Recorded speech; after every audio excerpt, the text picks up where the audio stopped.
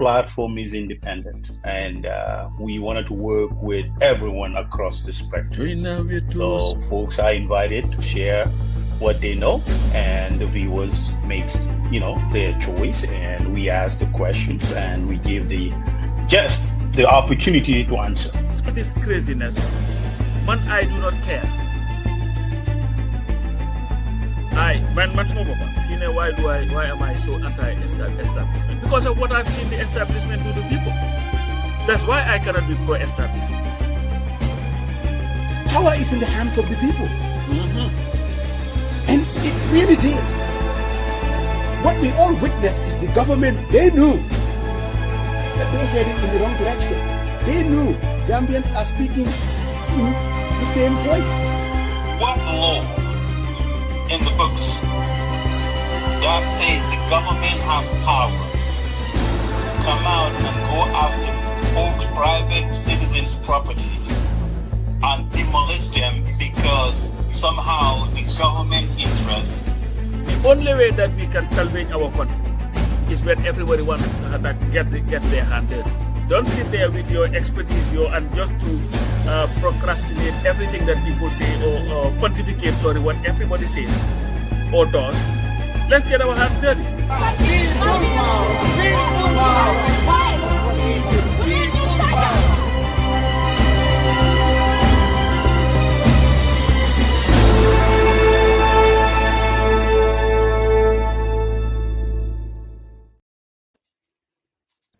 Good afternoon, Pap Samba. Good afternoon to our viewers. Another Sunday for the people, by the people. We're back. They call it the independent platform. We are going to by talk the about people. For the people, by the people. The only consideration is about the people. Nothing else matters. Fofula, nonula. Pap Samba, where the call be from Neko hot, all of you are hot, then you are sunny. We're looking them out. Either Julie, we start talking about Eid Mubarak. That will be either Thursday or Friday, and we'll be back to business as usual. Inshallah, next Sunday when we come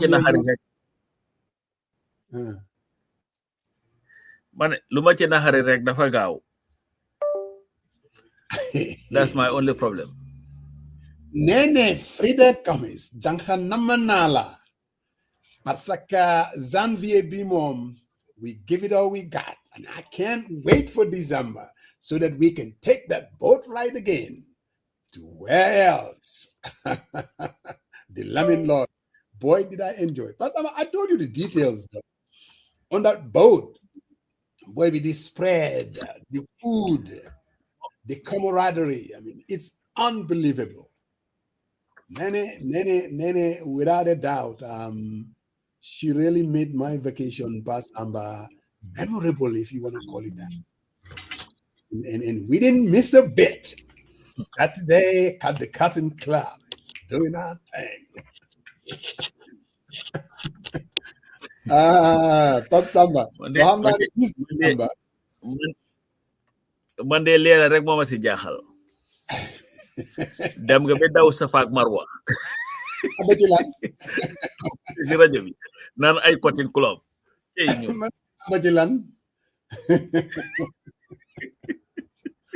Pap Samba, tonight is the power of the night, the Muslims call it. They're going to be reciting the Quran and Jibbalu, and they call it Laylatul Qadr, So there's going to be a lot of, that Sardo in our Anzal now. Laylatul Qadr. Yes. Demal? No, do what, man, it's not my thing. Lol, it's Arab. I don't understand Arabic. No. Well, I know Kuluma Fala Jaliwo. Taylor Kitip. Yes. Hey, Papa, you have just brought back some memories. I mean, growing up in Kaul, and there were these two that growing up, then Quran how I just a little bit. It was Talabon and Kitten. Talabon Moy Tamharet. Talabon Moy Tamharet, it comes after Tobaski. Wow. And then of course you have Kulima that obviously timey where record bila de neka. So we used to, I mean, growing up, we used to kind of confuse the two.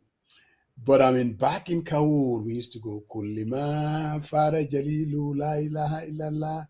Kulima Fara Jalilu La ilaha illallah. We would go from house to house. You know, I was aware. I'm going to problem nga ang banka. Solon negal man banka Musa Jeng solon way mom. No, la.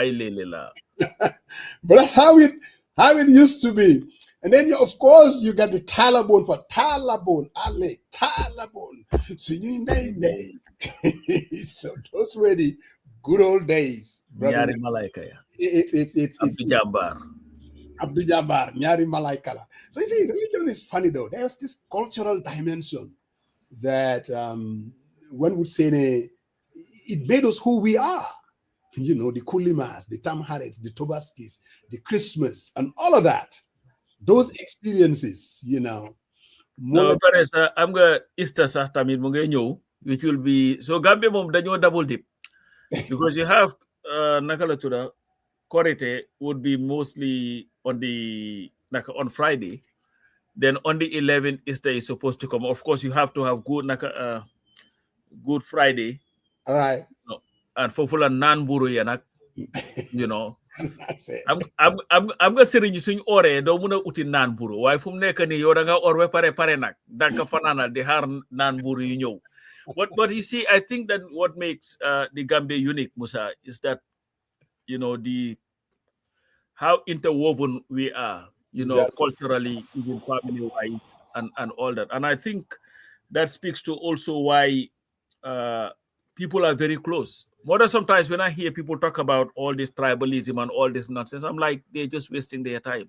Yeah. So it's very difficult to take root in the Gambia. Of course, there is opportunism, tribal opportunism that people use for political reasons. Of course. But it's just different. But, you know, affaire te cere ji nag moom xam nga moo ci gën a important tey si kitim geeg yooyu cere jeeg yooyu noonu. Yes. Oh, you remind me of something else, and that was I'm nga suñ toogee no. I think Pasamba yow xaw ngaa jaxase tuuti de. Oh, was it Kitim? Was it Kitim or Tam? waa ji ñaari yëpp lañ lay jagar cere Musa. No, waaye xam nga am na buñ doon wax ne soo lekkut mbamba daf laa yóbbu. I don't know whether this was Kitim or Tamharet. So suñ tegee cere ji da ngaa lekk or else, I mean, this mbamba bi dafa ñëw and soo nekkee xale daf laa yóbbu. So da nga faa nekk nag di lekk ci cere ji nag ba fees dal nga xam ne doo mun a taxaw sax. I think it was Tamharet, or maybe some of our viewers, if you remember. Tey du besi cere. Aha, yaa kumbe ge xam na Pasamba xamul naka la. It's Tamharet bi lañ dee toggee cere ji, you know, and but this guy doesn't know. No, why Musa Kitim tam dañ lay def cere ji. You know what? I lost something. Dafa am lu ma ut. Kitim. Yeah. I think so. People dañ lay make cere tam Kitim. Yakombe fu mu nekk, let me tell you, Yakombe is confused. Yakombe Gueye la sant weeri koor gi fu mu nekk ni moom moo door nag di count down si boppam moom in fact naka la tura. Couple minutes, my singing, it sounds like I'm crying. Thank you very much. You're right. Odu keron way. Yeah, yow can I enjoy fofu? I enjoy you mother. It's unbelievable. But Yes, the pulse of the politics. Now, every utterances or pronouncement. No, I most balangare for no. Yes. Today is a big day for Swing Boy City. Because our man, Bob Toure, yes, today is his birthday. You know that Bob Toure is a regular on our show here. He is So indeed. just wanted to wish brother Bob a very, very, very happy birthday. Ak sen danan bi, sen solukat bi naka UMC. Can't he? MC Cham. GQ. No, MC Stala. Mommy Taylor birthday you know, Wow. so with Hariti Nene Frida. Frida. You know. So without a doubt, I mean, happy birthday to Bob Toure, my man.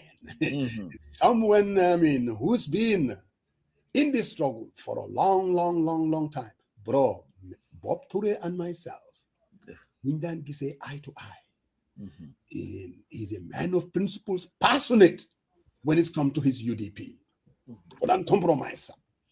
But again, the guy was always measured, passionate as he and he's still passionate, but he also understood that the respect and the civility, and that we can have our differences, we can support different parties, we can support when it comes to different issues, but we always make sure we are measured when it comes to pronouncement on utterances. And I think his maturity has a lot to do with it.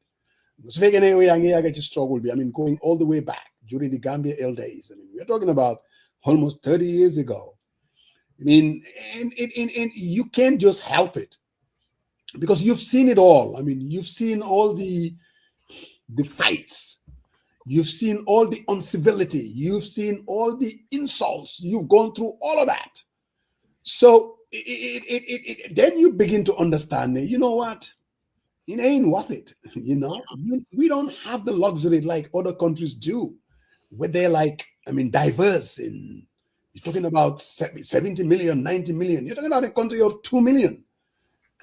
You have an issue with Pasambaja. Everybody is affected in one way or another.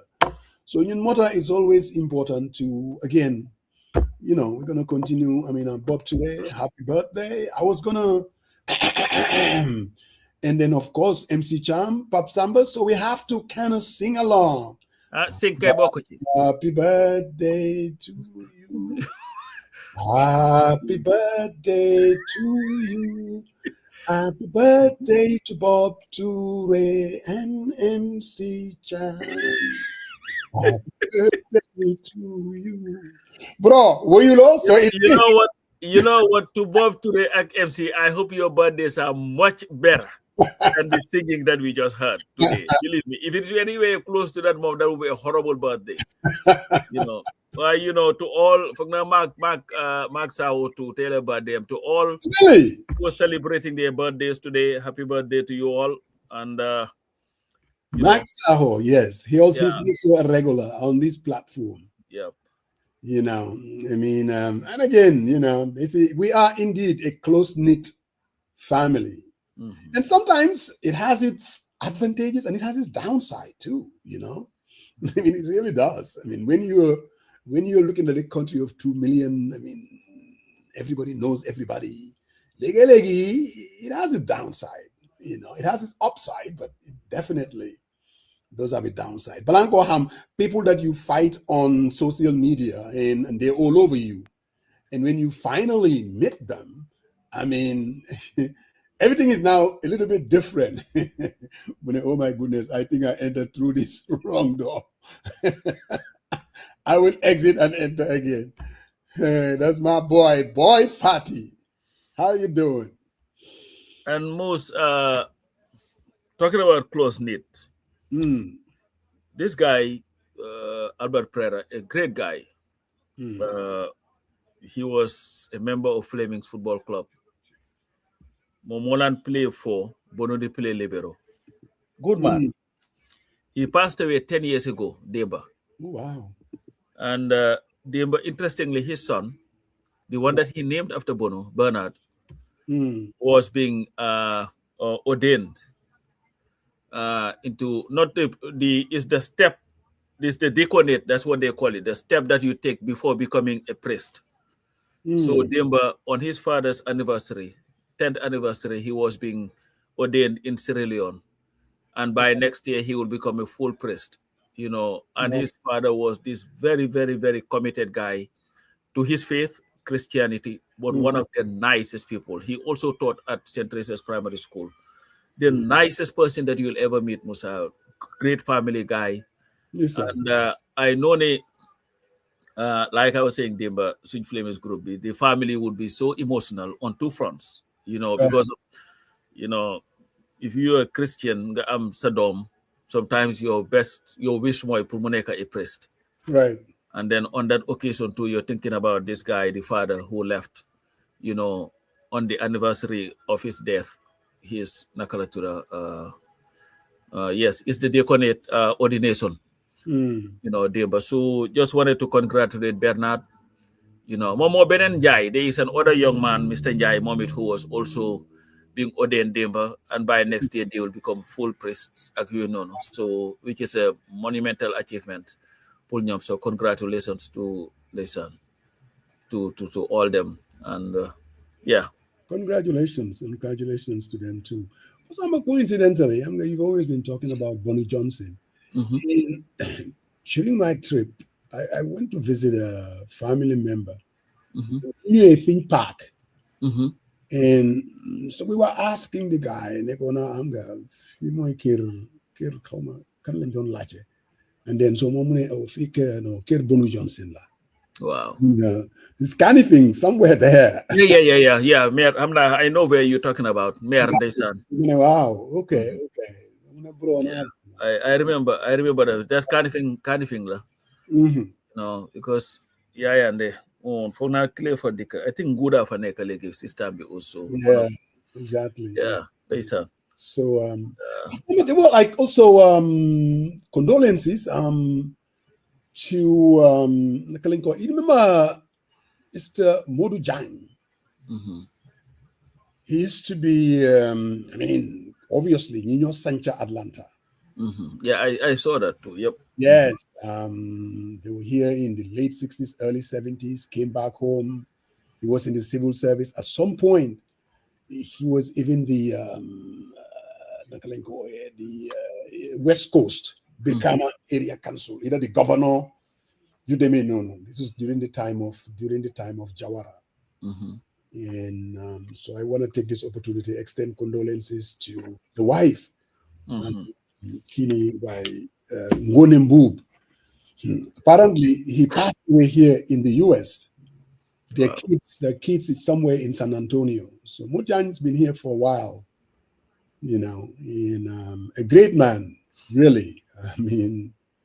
And I want to extend our condolences to the family, to his kids. Yalna ko yalla khare ajana, they did not fly him. Really, really sad. There was another one that kind of escaped me. I just thought about it for a minute there. That also passed away. Yes, Keba Fun's, sister-in-law. Yeah. And they're actually flying into Freetown. Yes, I saw that. Yeah, so we want to extend our condolences to Keba and the wife and the entire family. It's always difficult to lose a loved one. But again, like they always say, that's part of life, and there isn't much we can do about it. And but that's that on that front, really. So, of course, my good man, my fighting partner, I want to call him, Brother Marong. Hold on. He's not going to be here tonight, so that's gonna. Don't say it's not. Say may not. May not. Yeah. Because you know him. When you're bitten by the box, you make some utterances that he vehemently disagree with. I just sent him the link. Just in case, I said. Just in case. And I'm going to bait him. You know how I do. I'm going to bait him to tune in. Yes, Pop Samba, again, another Sunday. We couldn't do it without our partners. And that is Wells. But Global Properties with Nilan Fai, Pop Samba. They're always with us, sponsoring this program.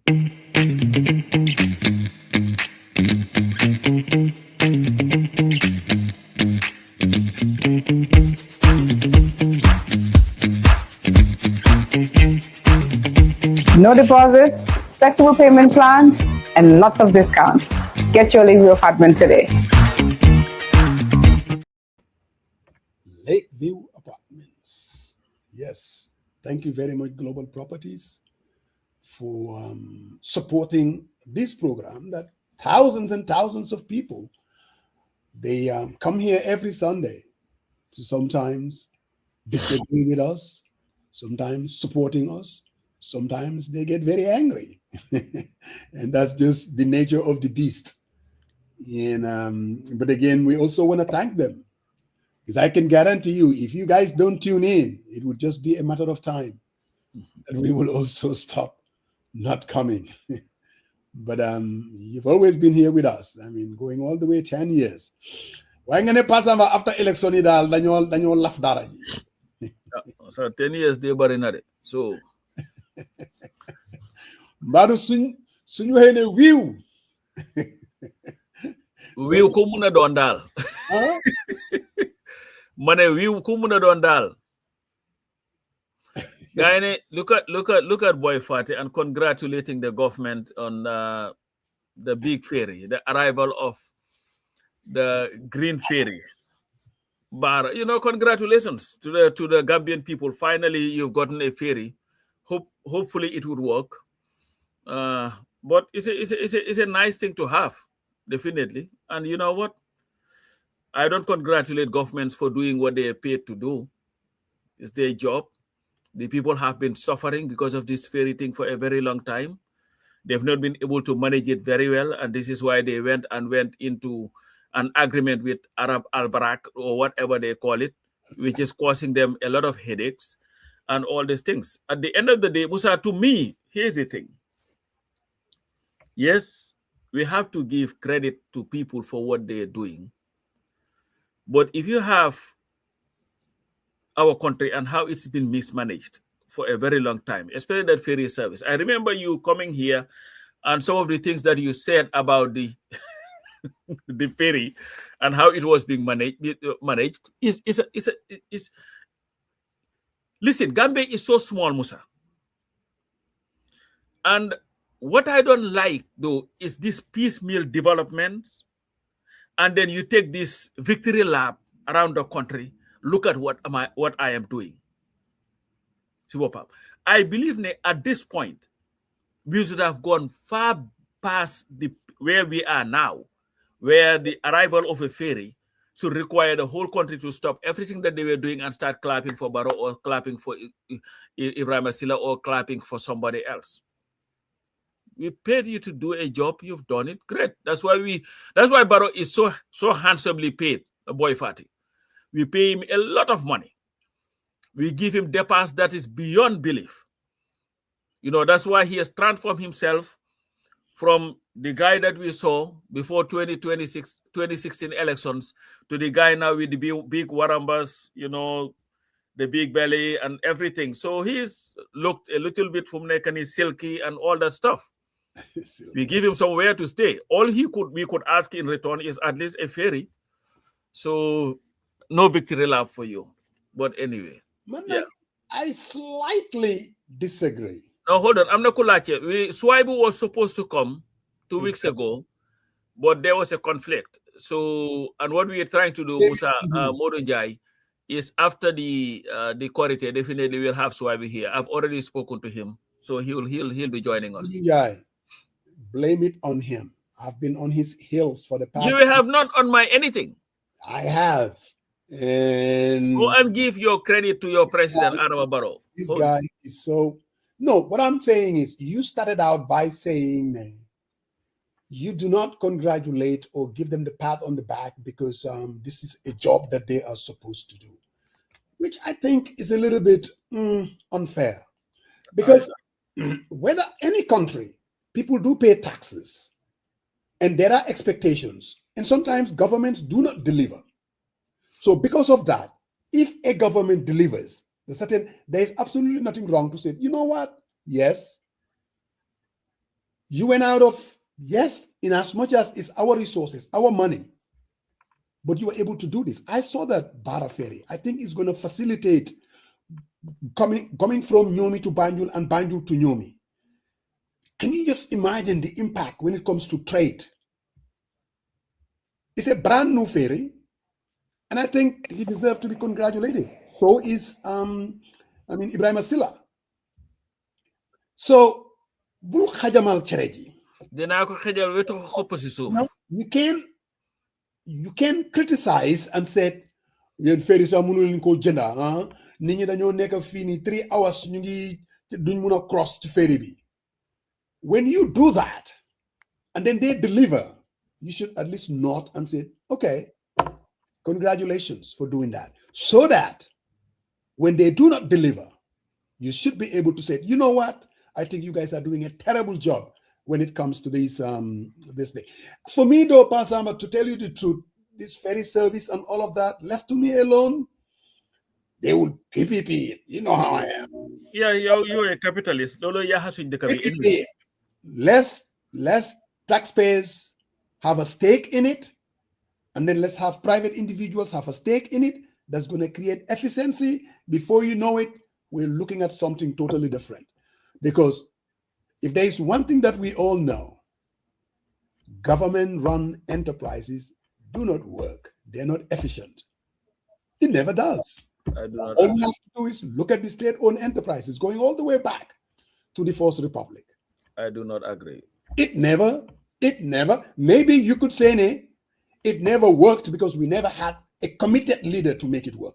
And that would be a fair assessment. I mean, that would be a fair thing to say. But up to this point, Jawara was there, a totally different individual. I don't think you will question his democratic credentials and his know-how. But it didn't work. You remember the NTC. You remember all of that? What happened to Hamga? If you're diving into let's delve into it. I'm just saying. No. Hold on. NTC, GPMB, PWD, right, COPS, and all these institutions that were government owned and run. Let's look at GPMB. There is a reason why Kawur Fumnek can debate. When GPP closed shop, GPMB closed shop, can debate. Yo, Mr. So for them 2 seconds ka fale MGB. So more official. What was happening was the IMF and the World Bank came, these wicked capitalists wanted their money back because of the loans that the PP were taking and said, you know what, this is what you're going to do. Privatize all these institutions, whether they were solvent or not, privatize them. Because GPMB, you cannot tell me that it was not a very productive sector. It was not. Really? It was not. I'm telling you, it wasn't viable. How was it not viable? It wasn't viable. How? Look, how do you determine when an entity is not viable? You have to they had reserves of hundreds of millions. But no. First off, it was a great job creator. Secondly, it was GPMB used to make naka diwlini gerte. Do you remember that? I know you were there. Maybe you, in fact, were sitting at the table when they were deciding this whole things. Yage remember Sabu you guys Lanjaga. Yeah. They used to make a lot of things that people. Well, you're just seeing it from the outside. No, but you were not in. I know you are much older than me, but you are not seeing it from the inside. Much older than me. much. All I'm saying is, these entities, you will have to believe that Jawara is not a dummy. I mean, some of these guys in the First Republic, they recognize the difficulty that some of these entities were going through. Really.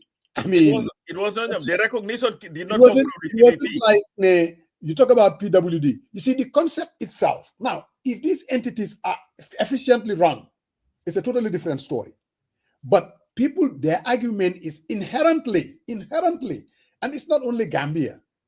Government, they don't do a very good job of running things. Even here in the US, they don't.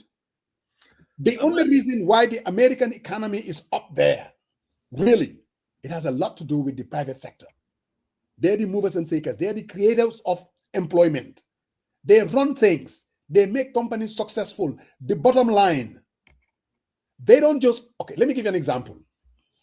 I have a real example, Lala Bugajohni. No real experience. Mm-hmm. When I was in the Gambia, I was working. This was when I just got back to the Gambia. Mm-hmm. At the stadium. Mm-hmm. It's a government-run enterprise, really. But you see, what you run into, government will give you a subvention, taxpayers' money. All right? Where is the government getting these monies from? From taxpayers. We have a very narrow tax base. So there is always going to be either loans or monies that we get from outside, right?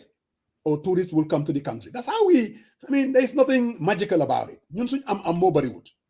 So they will take some of that money and give it to the stadium to run the facility, subvention they call it, to pay a bogus payroll, because the entity itself, people were using it to create employment for individuals, whether you need them or not. You could say, well, it's a good thing because government is creating jobs, but you're creating jobs. You see how inefficient it is. Now, if I were the owner of that entity, for instance, Manmayo, shareholders, clearly, even without the government subvention, I'm not going to create employment for people that I don't need. I am not going to go out there and make deals that will undermine the viability of the entity. Do not go deaf. Pasaba, I'm an entrepreneur right here at Savannah Event Hall. If it were, let's say for instance, so if I go name Ajera Nyomnyoko own, like the association, I could tell you the entity most likely will not even survive. For one thing, these are the inefficiencies. I'm not going to go out of my way. And also, the fact that it's privately owned, I cannot afford, that I pick and choose, when am I going to need somebody to come and help me put my faiko? So I go there, so so they do set up, I do it. At the end of the day, that's the only way that I can run this entity effectively. So again, my whole thing is this. If we are going to grow the Gambian economy, if we're going to take Gambia and make it a middle income country, right? Like the Mauritius of this world, I think the idea, I'm not talking about total privatization of everything. No, that's not what I'm talking about. There are things the government would have to do it. Things like what? Let's say, for instance, the health sector. That's something that definitely it would be very, very difficult. But Sadika Bifini, this America, most of the healthcare sector is private. No, but remember, government, they are the one when it comes to Medicare. They are the one, Medicaid. I'm saying governments spend billions. No, I think you're missing. I think we are confusing. You get nyari things. Medicaid, Medicare, those are subventions for citizens who want to take the healthcare, but these institutions are run by private entities. No, but who is funding it? It's not about. No, let's go back to the stadium. Let's go back to the stadium. Bena, and we'll come. The stadium, you were there. The stadium. The reason why stadium could not go was the mismanagement of the stadium, the naked corruption. It was so evident. No, Musa, I do agree. But the naked corruption, you know why? Because it's owned by government. If the stadium, let's say for instance, just like in the US, so if you're going to stadium, at the adjacent hotel before Neka, it was our money, our investment. I can guarantee you, it would be different the way it is run. Let me ask you the question. Yes. When you went there, yes, did you see the stadium as a viable institution that could have in fact supported itself if it was managed right? Yes. Okay. The reason, let's look at these things, Musa. There is nothing wrong with public institutions being run by government.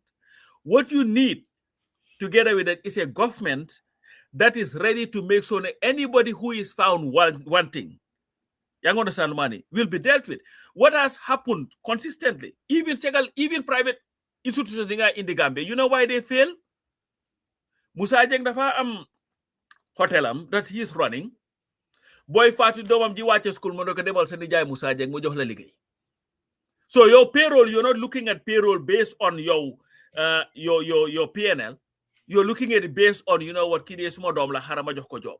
So a lot of these private institutions are also failing because we are not a community of people that take No, a lot of them fail. You go there all over bloated. People, private sector, people that are making investment, whether it's jar oil. There's a reason why everybody is talking about jar oil. It's a privately owned entity. There's a reason why everybody is talking about Mohammed Jah. There's a reason why TAF is all over the place, building things, making things happen. These are viable entities. There's a reason why, Global Properties. Bottom line is this, Pasamba. Diba Chako is asking a question. Can you name me 3 public enterprises that get privatized? Again, Diba Chako, we haven't gone through the transition yet. We did. No. Let's say, for instance, when did we start this whole privatization exercise? They started in the 80s. Do you remember ERP? They pull themselves. Let's say PWD. They just pull it. They pull themselves out of it. I'm not saying it's the way it was done. If it was a PPP, for instance, understand what I mean? Government will still have a stake in it, and then you have private investments. I think, that is, for me, that is the business model that can definitely turn things around. Diba Chako. That's my belief. Now, in regards to this current government, there are a lot of efforts heading to that direction. Now, time is going to tell. That's when Diba Chako, you can ask the question, after you guys privatize the ports, what do you have to show for it? Well, you know what? The thing that they have to show for the port to make a sofa is a horrible deal. I don't think so. No, well, of course you don't think so, because you believe in this PPP, this thing, crap, this capitalist concept. You cannot see beyond it. I think so. And even the bridge thing is the most nonsensical agreement that they've ever made. It doesn't make sense. Of course, you are married in this you cannot see beyond it. I've seen your boy Fatty telling me you don't want development. No, the problem why development cannot happen in the Gambia is the selfishness of people that are entrusted with some of these things. You go, it's government. You know what? You want to buy bread, it's costing $2. You go there and make your own deal and come up and give us a bill for $10 for a bread that was costing $2. That's why we cannot develop anything. Look at, and you know what is funny, Musa? I was looking at a report that they did. You look at, I think the Ministry of Information. They overspent their budget by, I think it was about 247% or so, 46%. I have to check again. These institutions, with everything that they gave them, and the government will just come, these ministries, they overspend their budget by this thing. You work at an institution, you think they would come and tell you, budget, why is it that I'm not making your point. Musa is holding people to account. When I go to work, let me tell you something. When I go to work on Monday Bini, you know what the first thing that I'm going to be sent? Payroll. Why is it that this person will get overtime by 1.2%, 2 hours of overtime? Because of people are being held to account. What is missing is the accountability aspect of it. You know why? Because the Staples corporate office are owned by individuals. They are focused on bottom line. They are focused on efficiencies. If you do not deliver, if they look at it, and definitely the bottom line is not there, they do their budget, they do their monthly forecast, and they see that, this thing is not working, they're going to start identifying the problem and they're going to cut it right away. In government settings, it doesn't happen like that. You're making the argument for me. I'm not making any argument for you. Of information, they will throw money at it. Nobody cares. I'm listening. Keba say I'm reading what he's saying. Look, when you have a private entity, you are not going to allow your family members to work there when the business is going down. Can do the flulu. You can only see that, Keba, when I am managing director of Gamtel, a public enterprise. That's when my family members, everybody, okay, njangam soriwul nañ ko def security guard mu nekk fofu di seet jigéen bi ñëw ñu naan njangam soriwul boy bi def ko jox ko a cleaning job. All I'm saying is government is not the answer. Does it have a role? Yes, absolutely. Is government the answer? I don't believe that. You're talking about the Senegambia Bridge. I mean, look, this thing happened within a year or two. We have to see. You cannot right now, man. Right now, I think that it's working. You totally disagree. Man, I think that it's working. Government is not out there spending our taxpayers' money on payroll. Government is not out there engaging in the corruption that usually happens. All of that. Man, in Gambia, I went through the Senegambia Bridge to Kaur. It is, I mean, it's coming up. I know that when I pay the $200 to cross, I know that it's not going to go into the pockets of a corrupt official. That much I know.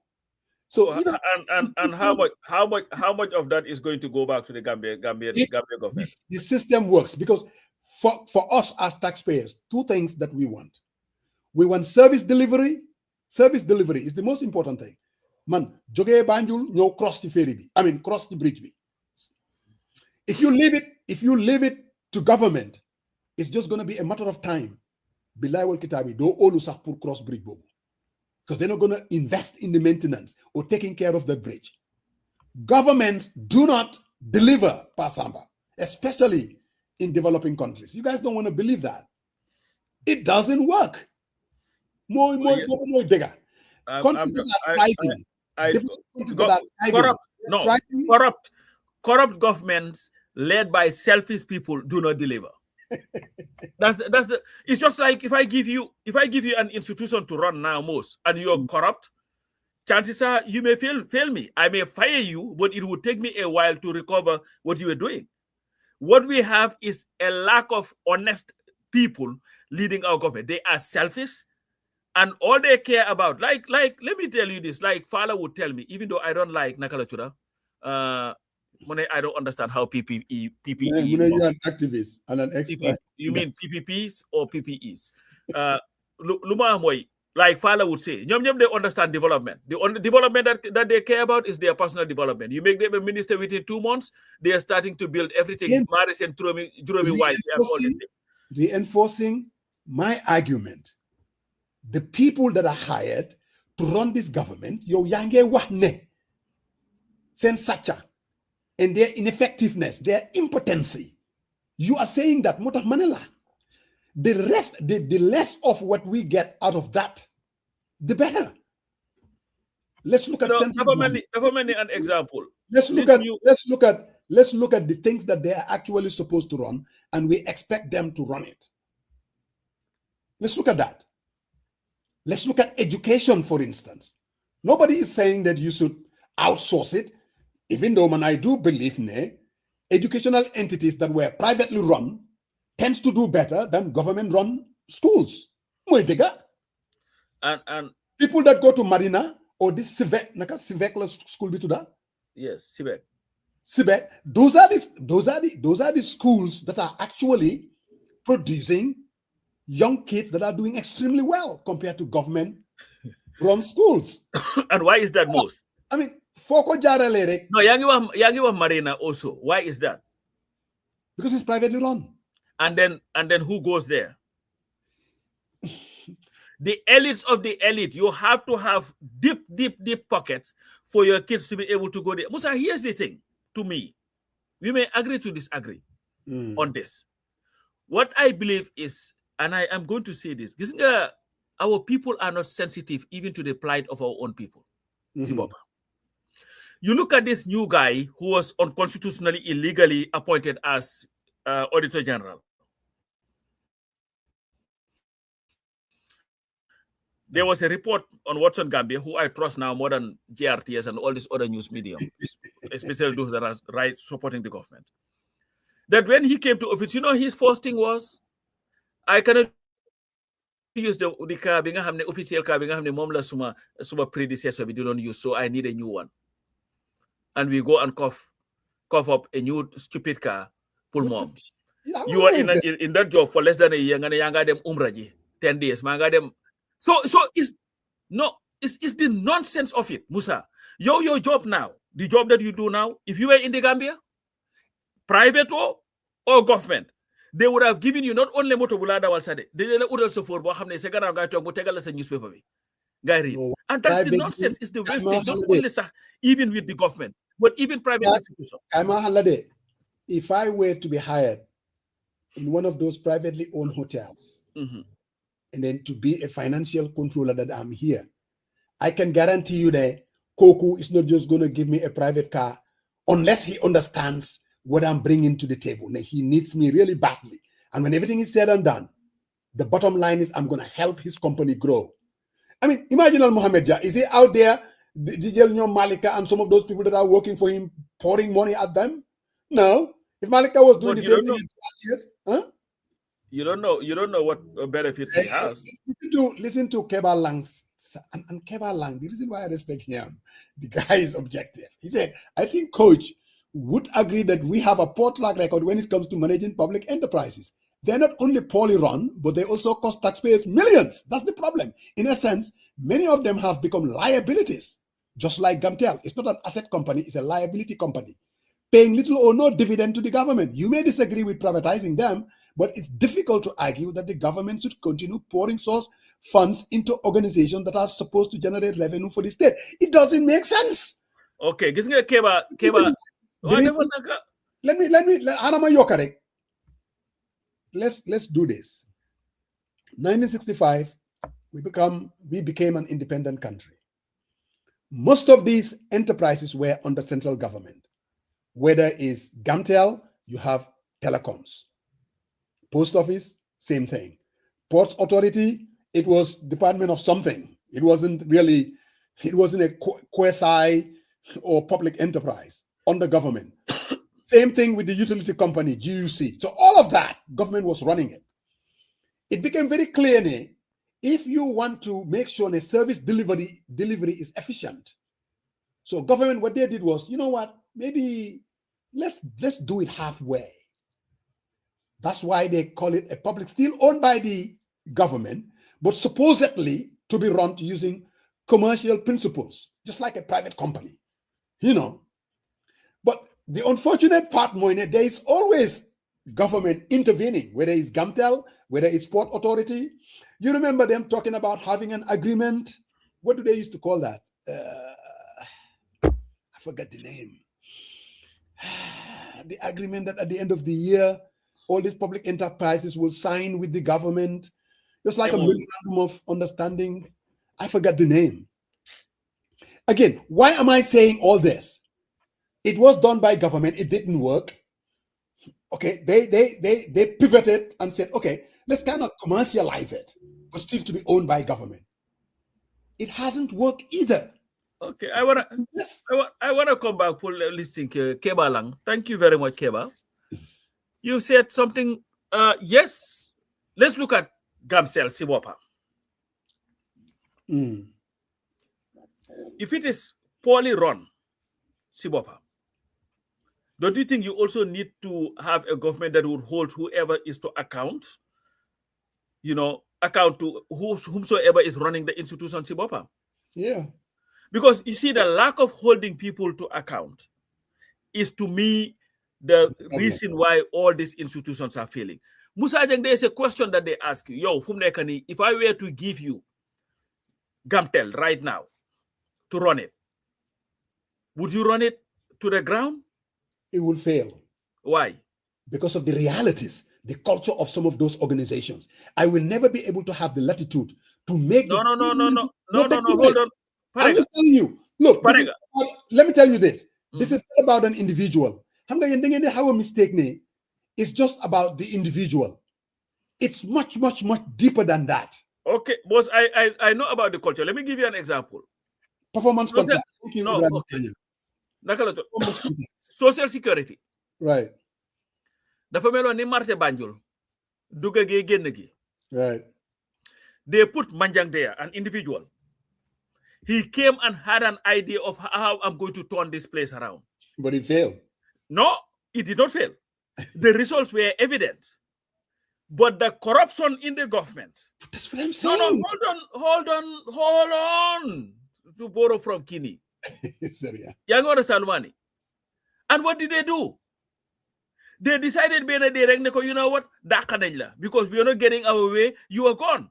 So it comes back to Musa dafa melni yow fu mu nek if we had a company that we were working on ñun nar fu mu nek ni and we just allow people to do whatever they want, it would fail. That's what I'm saying. I'm not saying that we do not have a history of our institutions being run poorly. In fact, we have a very valid history of our government being run poorly to the extent moo tax fu mu nekk ni ñu ne féeri ñëw na bàyyi leen li nga def nañ sabari indi nañ naka la tudda am na ku maye moto fii nii dead house stop everything nañ sabari. The reason why Gambia has failed consistently, Musa, where now any little thing is celebrated, is because of the consistent failure of leadership. Again. So this is why Gambia needs, Musa, you are the one with the transformational leader and all that stuff. You look at the dictator in Rwanda, Sibopam. You know what he does? They give you a job to do. This is the timeline, I can do it. If you don't do it, you will face the consequences for it. Look at that road. Bumano Wakini Kerang, Nakala to the Ibrahim Asila. That they visited and they were so disgusted because of the timeline that they gave could not be met. The quality of the road was poor. And this was a lady, maybe, you know, a lot of experience and all that. Any other serious government or country, that contract would have been taken away from that person that day. But in the Gambia, they call Napal, and then you will have the government that came and told you publicly that they were not happy with what was going on, but now they will come and try to sanitize the whole thing, you know, now it's better. But it's not. And this is why the quality of the roads that they make are poor. Everything that they do not, you know, it will look shiny for a day. 2 days later, it's gone. It's utter nonsense. We have to have a leadership, a transformational leadership Everything that is ready to take the bull by the horn to make sure that if we tell Musa Jeng to do A, B, C, and D, we expect Musa Jeng to do A, B, and C, and D, or Musa Jeng will be fired. When have you ever had our government, Musa, you know, a minister was fired because of lack of performance? Pasamba, man, you are preaching to the choir. That is why I have come to believe that government is not the solution because of the culture of corruption. So fekone, most of these SOEs, you line them up because Killing Mawane, Kebasi is making the argument, it all comes down to the incompetence of these people. So it means that the entire Gambians are incompetent because none of these entities, so fekone, Gamtel is working, while Portsmouth is not working, or some of these other entities are doing better. Why all of them are badly run. Then I don't think there is a question of individuals. It's really going to come down to the business model itself needs to be looked at. Now, do I believe, Pasamba, that this government has what it takes to even manage this model? I don't. That's why I want them to be defeated come 2026. To put somebody else at the helm who's much more equipped, who's much more revolutionary, who's much more bolder, that person will be able to create the culture that we need. Man, everything that you said about the government, the corruption, and all of that, preaching to the choir, I absolutely agree. Motah Manela, Motah Man Go Money, Nyom, they are the answer to these problems that we have. If Gambia is going to develop, I swear, I think we have to embrace these new ideas. It's all over the world. You look they are nothing new. No, they are nothing new. They are capitalistic, exploitative ideas that are, in fact, it's very lazy of this government. So, no, Jelina, Albarak, run Lenko. And Musa, to me, this is the Albarak thing, even when the government was all happy, or you see what they turn around in 2 months, Musa, that would have, in fact, they were on Amgacha. This way they would have started and say, wait a minute. You telling me that this thing that we gave this guy running for all these years, yes, these people came 2 years, 2 months, and this thing, but no, you know what, you're talking for example, to be continue the I'm not surprised. So it's a joke. I'm not surprised. But it's the joke of the governance system. Exactly. Musa, if that was you, You would have asked a serious. You would have, in fact, summoned the director to, and I say, you know what? Who is going to do the summoning? But that's why you don't have these good corrupt leaders running that country, because they do not care. They do not care about the plight of the Gambian people, Musa. And you know what? Talk about, okay, you said the government is not always the answer. But you know what's happening, Musa? You acknowledge here that there are some certain things that government would have to do. Yes. Unfortunately, nothing will work in that country as long as we continue to have these corrupt people running our institutions without any form of accountability. And that's the issue. Man, I do believe, just like you, clearly, I mean, we don't have the leadership, effective leadership at the helm. Man, I do believe that. But I also do believe, I mean, government inherently cannot be the solution. We hire these corrupt officials and we put them in charge. But let's even look at, we need to look at ourselves, because we are the people that are actually voting these people into office. Man at yo and everybody else on this platform. The majority of us decide ñu doy. And I'm saying because of the bad decisions that all of us are making, man, I would rather take, when it comes to enterprises and service delivery, man, kima gena olu, moy kinga hamne dafa am interest in it, and he wants this thing to work because daf ci dugal khalisam. Man, I would rather put my bet on an individual like that, even though he could be greedy capitalist, call him whatever you want to call him. When everything is said and done, the only thing what I want my government to do is to create a regulatory, mechanism to make sure that they will defend the interest of the state. That's the only role Lalen Olu Purlolu. You look at, somebody is talking about Pura. Government intervention and government this and government that. Even regulatory to regulate, they are not even good at that. A whole, effort and give it to government. It doesn't work. Pasamba, it doesn't work. This is what I believe needs to happen. Countries that are doing very well. Musa, let me tell you, it's Singapore and even the communist China. What I think needs to happen? We are all Gorjigen, those are not our problems. They are not. The bigger problem that we have, more corruption. And I believe that maybe we need to have, Fala has been saying this and I think it's extreme, but you know what? Maybe we need to have the death penalty, like China does, and for corruption. Will it make a difference? No. Believe me. The law. No. Let me tell you, Musa. If people are taken to the gallows for stealing money from the public existing, maybe at least it would put constraints or restraint. Who's going to take them? Some people, because take them to the gallows. No, but that is why.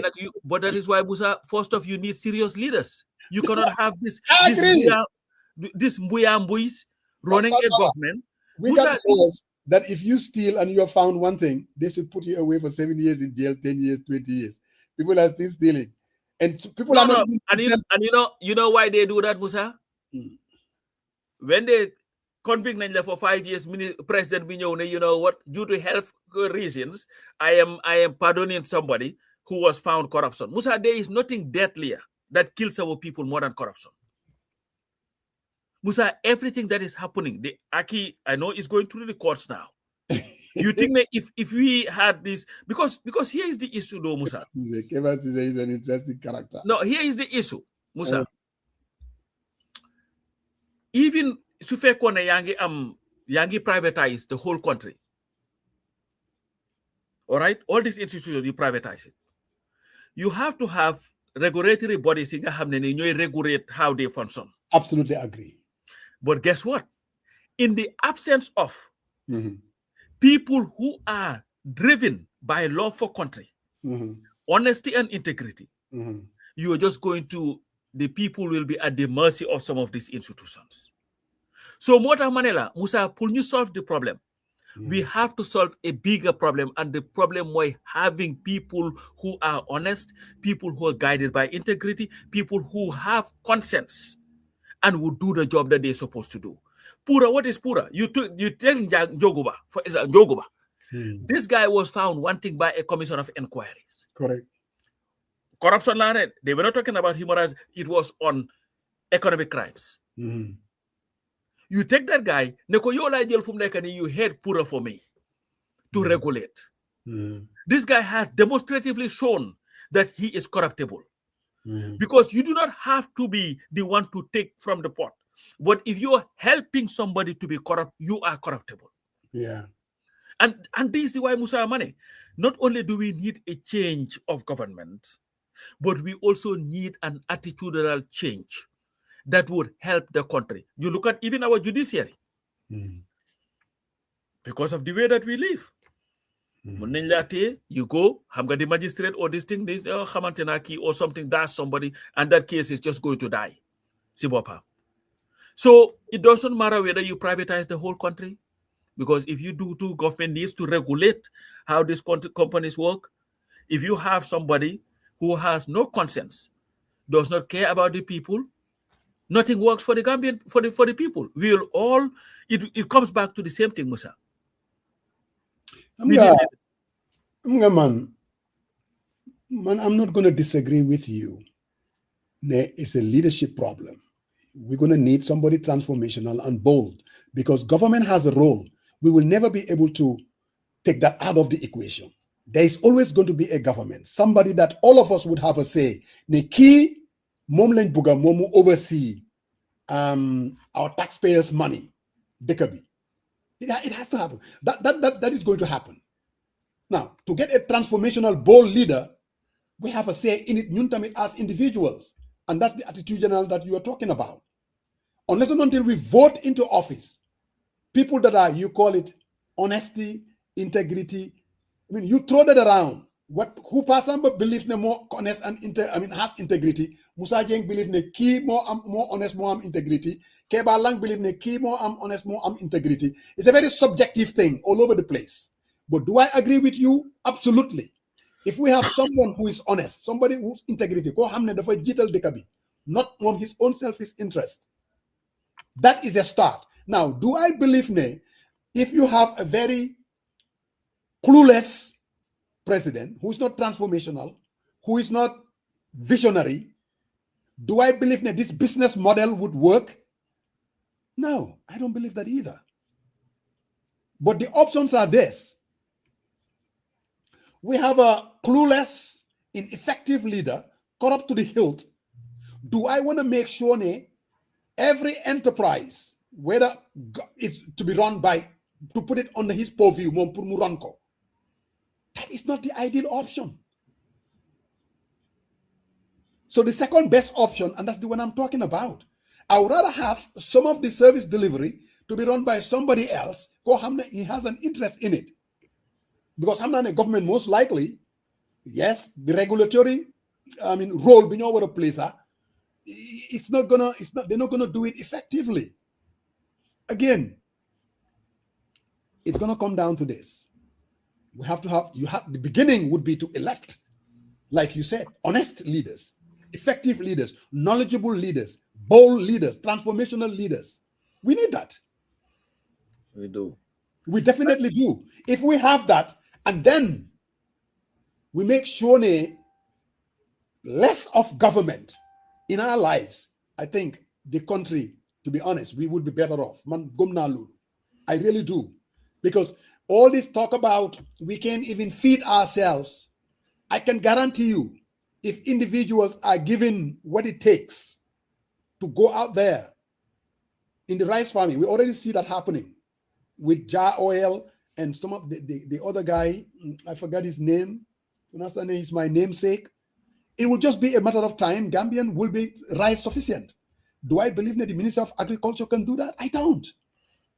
I really don't. But you see, that's the problem. The Minister of Agriculture, Sibopam, who would appoint that guy? I heard him talk about the new college affair. When you see, there's a problem. Show me one minister who from the First Republic who is an agriculturist. It's like you ask these people question and they bring it down to the dumbest thing, Sibopam. Musa, the Constitution on appointment of ministers is asking for people who have an idea and knowledge and know-how of the ministry that they're supposed to lead. We cannot just be giving positions to people based on political or ministry and that's how we run our countries, Musa. And it's a joke. And we are talking about corruption. We saw what happened with the Janneh Commission report at the National Assembly. And for people that we contacted the chairperson of the committee, Mr. Abdoulaye Cissé. I've spoken to him, and we're expecting him to join us after the Korite. We'll have him with another member of the committee so that we'll be able to delve into that report a lot more. It looks like even the report that they submitted, there are some missing pages. I think there was something that was missing also, some of their recommendations and stuff. So we'll bring them here to talk about that issue. The report, the whole issue. And Musa, even if you look at that Sibopam, when I was looking at, I had the Janneh report, and I was reading the committee's report, Sibopam, and something just kept on playing in my head. How can an individual be able to own all these properties? Because that's where it first started. Yeah. How can one individual be able to accumulate all this wealth? And all the country has to do is just be at your mercy and just sit and just wait. It does not even the level of greed, Musa, is just mind-boggling. I was just like, why the hell would anybody need this? For what? It does not make sense.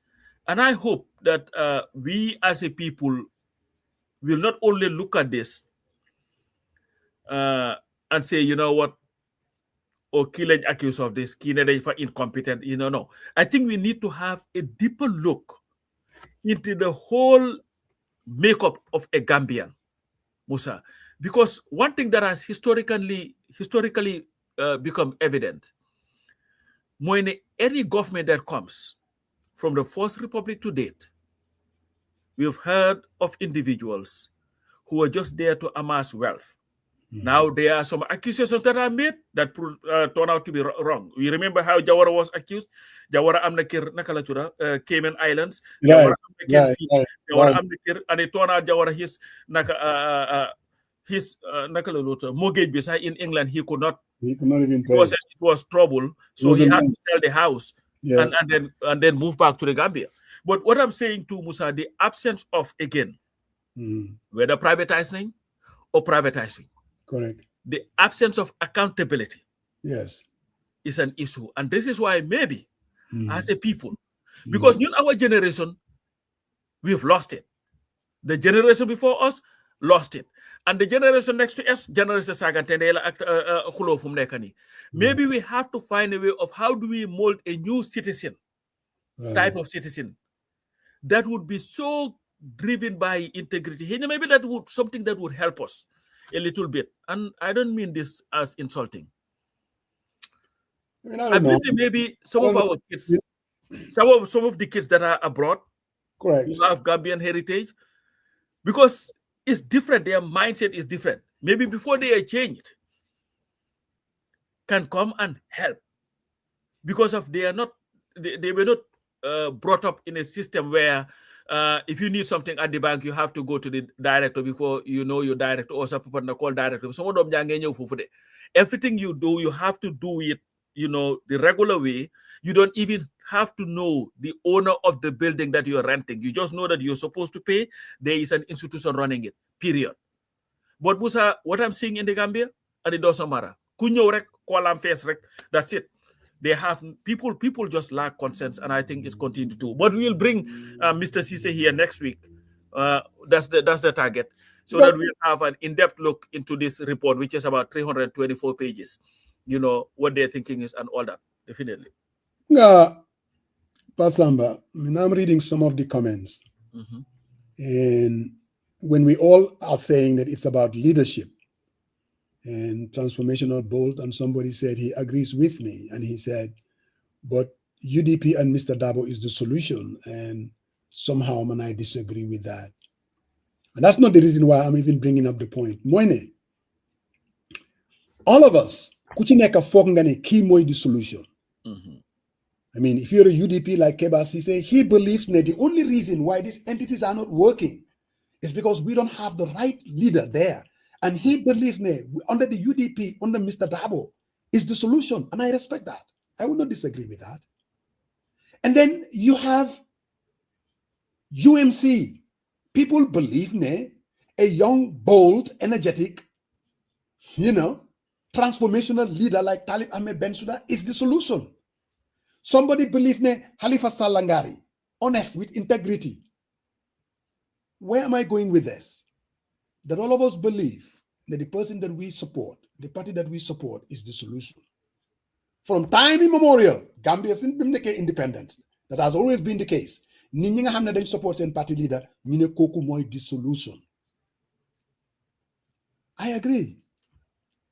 But the reality is, there is a cultural decay that Pasamba, you highlighted. You talking about attitudinal change. Mold it. How do you do that? Are we going to take them to the lab and do a surgery on their attitude? I don't think that's what you were saying. So it's going to come down to creating a new system, the way of doing business, so that some of the things that you highlighted, it can be addressed. There is a reason why people are not scared to drive in the Gambia. To give you an example, we have a driver's license. Because when everything is said and done, when you're stopped, nothing is going to come out of it. In this country, if you don't have a driver's license and you are driving, you know me. At that moment, the car will be confiscated and you'll be arrested and taken to jail for driving without a driver's license. You know that. So it's going to come down to the systems that you put in place. Controls. If I want a passport in this country, all I do is I just apply. I don't have to call anyone to say, Dimbali Mama, I'm passport. It's a given. You need to get Gambia with our own corrupt tendencies. Like you said, culture very corrupt as hell. But the moment we come to this country and we work in these enterprises, how come our corruption is a little bit diminished? Because of the system that we are in.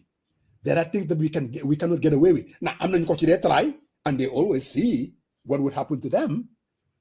What am I saying? What I'm saying is, unless we talk about the regulatory mechanism that government is supposed to Pura, for instance. If you handpick somebody for political reasons, Njogoba was handpicked for political reasons. Of course, that's why he was pardoned. Yes. I mean, that's the only reason why Njogoba was given to run Pura. There is no other reason. Whether Njogoba, I'm not going to even sit here, whether Njogoba can do the job or Muntadef job be, but when everything is said and done, is the way he even got the job. That is suspect. So, do we read the right leader? Yes. But buñ leen naxante de ku nekk foog nga ne suma waaji mooy the right leader. We all believe that. There's no way of, there are no guarantees buñ leen fi naxante. But if there is one thing, su fekkee ne ñun ñëpp dañ focus ne what we need is to change the system. Okay. And this is where the coalition that we've been talking about, why don't we come together and focus on changing the system? Don't worry about whether Mr. Dabo is going to be elected, or Talib Ahmed Bensouda is going to be elected, or Halifa Saleh is going to be elected, or Mama Kande is going to be elected. Let's all come together, or SFL for that matter, and say, you look, we want to change this system, a total overhaul, the foundation, the problem. Let's give ourselves a chance. This is what we said in 2016. Nañ leen ñun ñëpp tam together ñu dàq ki nit ku bon kii nii génne fi système am bii nii create a new system boo xam ne kenn moomu ko independently. We build it up. Su boobaa ku ci nekk dem sa kër ñu we run for office. But that's not what we did. So ñëwee fii di ma wax ne suma waa ji moom mooy mën a change lii bi. I'm like, yeah, right. Show me something much more than that. You just want me to believe you? No, I'm not just going to believe you. It's not about that. And this was when you say bunker. Don't fall in the small while you a bunker. His name is, in fact, I think he spells it one with O, Bunker Minte. Musa, yes, everyone has a favorite and not normal, but we have to look, has the number to challenge the incumbent, and we follow that person to be. Okay. Now, again, Bunker, that's a totally different argument that, again, I am not going to disagree with you. Yes. I mean, UDP has the numbers. Yes. Would it be much easier for everybody to fall behind and help them defeat Barrow? Yes. I mean, that's a totally different argument, from, making these changes that you're talking about. But again, and you know what Del is saying too makes sense. Because if you look at, what Gambia does not lack? Laws. What we do not lack, what we lack though, or the implementation of those laws. Everything that you talk about, there is a policy written on it, sitting somewhere, and they do very good job at writing it. They love their conferences, then go and get all this money that they're using. Anything like I was talking to, who was it? It was either an interview I heard, and the guy was talking about how whatever policy it is, Gambia is always ahead of all other countries. Look at even this. Do you remember when they were talking about this one currency thing in West Africa or whatever? Yes. We were ahead of everybody. We write everything, tell you everything, give you the timeline, how it is going to happen and all that stuff. Now tell us to implement it. That's where we'll start looking at cutting corners. And this is why, Musa, again, whosoever it is, you have to have a leader who is ready to make the hardest decisions. That would include even sending his own brother to jail if he is found corrupt. That's the thing. We have a very corrupt way of doing things in that country. Nobody cares about the laws. Nobody cares about policies. Nobody cares about anything because there are no consequences.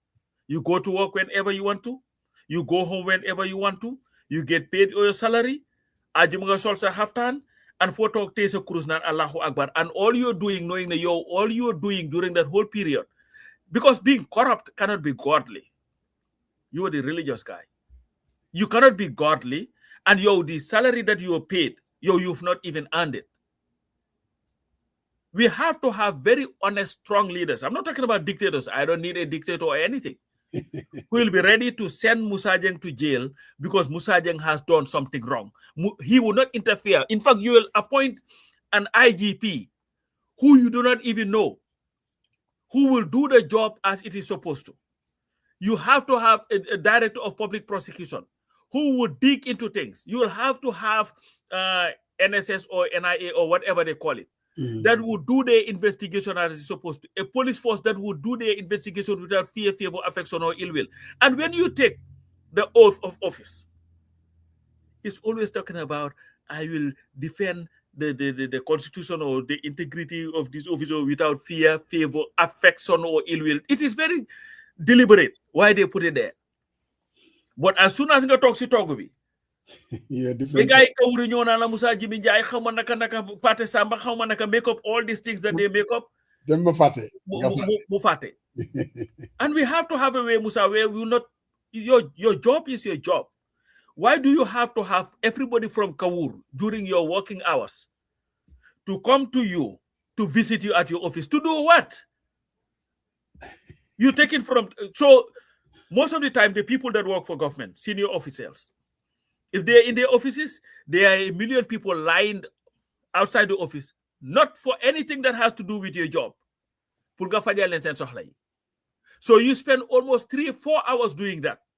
By the time they are going,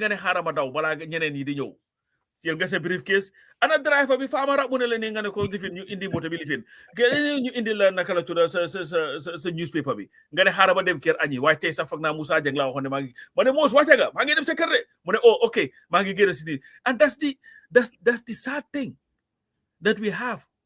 It's a joke. And if you call us joke. But I want to go back to Alex. Because Alex is a thinker. I mean, sometimes I read his writings and what he's saying is the problem is not the system, because we have the system in place. It's the people that are given, in charge. And then you said you agree with him because there are everything. We have all the laws and the policies. But laws and policies are one thing. System is a totally different thing. Yep. You can have all the, I go to work and I go to work. We don't have SOPs. How certain things are supposed to be done. Yep. It's a policy document saying that, okay, when somebody checks into the hotel, this is how the money is going to be collected. This is how it's going to be processed up to a point of putting it to the bank. Mm-hmm. That's the policy, SOP. Yep. Whether I'm corrupt or I'm not corrupt, it's very difficult for me to kind of find ways. Now, that doesn't mean people don't. Even here in America, they do. Don't be fooled one bit. And they end up getting caught. People are going to get very creative. Mm-hmm. Coming back to Alex's point, Moine, yes, I do agree.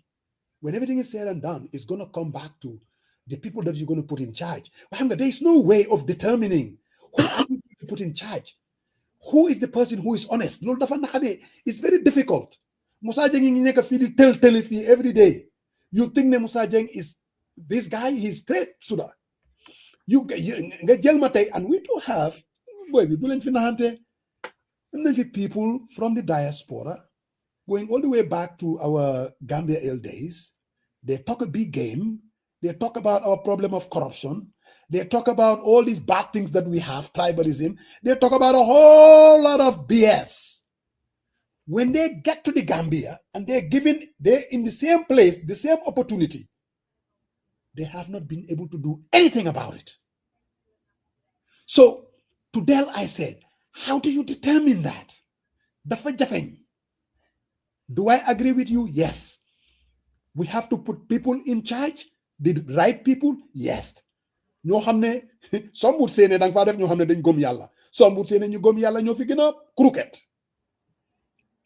So man you put some serious controls in place, not just a policy document out there, but right away people will know that the money hasn't been deposited. Del, I believe you are in finance. I want to make sure at the end of the month, every revenue that KMC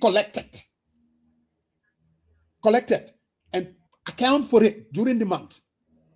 At the end of the month, there should be a reconciliation that all that money was deposited to the bank. Mm-hmm. So no amut. Masi Musa Jengi dañuy njuuj njaaj. I'm not gonna depend on your honesty. He has this Russian saying, trust but verify. Yep. Don't trust anybody. It's not about trust. It's about show me. We have to have a visionary leader who is willing to implement that. When you do that, attitude changes. Attitude do change just like that. We are all selfish in our own way, especially in the Gambia. You know why? I'm being more Barrywood. I want to make sure that I have cash power. Dafa seer ñun ñi amé dollar sax suñ démé 2 days dañoo chalit. You want to drive a car and you want to buy gas? The gas in the Gambia is much more expensive in the US. We are pretentious, Musa. Dama chalit. So if you have a people and you want to live comfortably in the Gambia and you are a government official, and you are not willing to work for it to develop the country, then you do the shortcut. The shortcut. I'm going to rely on coupons, gas coupons. You make me a leader, eliminate gas coupons. And I was telling somebody that. And they could not believe it. That why do you, in fact, have to buy a car for a director? For what? It's idiotic. And all these cars that they buy, the director has a car, deputy director has a car, permanent secretary has a car, permanent secretary 1 has a car, permanent secretary 2 has a car. Everybody has a car. And you give them fuel to do whatever. I'm not going to like better question. As a guy. How can you make all these things happen without being a dictator? You don't have to be a dictator. There are laws in the book. Exactly. If somebody steals, they have violated the law. All you are doing, Moine, don't get involved. Let that person be investigated. Let them take the person to court. Let that person be prosecuted. Let that person be sentenced, and let the person serve his term in jail. Period. If I am the president, I started with my office. Musa is my permanent secretary. It's 8 o'clock. Musa comes at 8:15. We'll have a talk.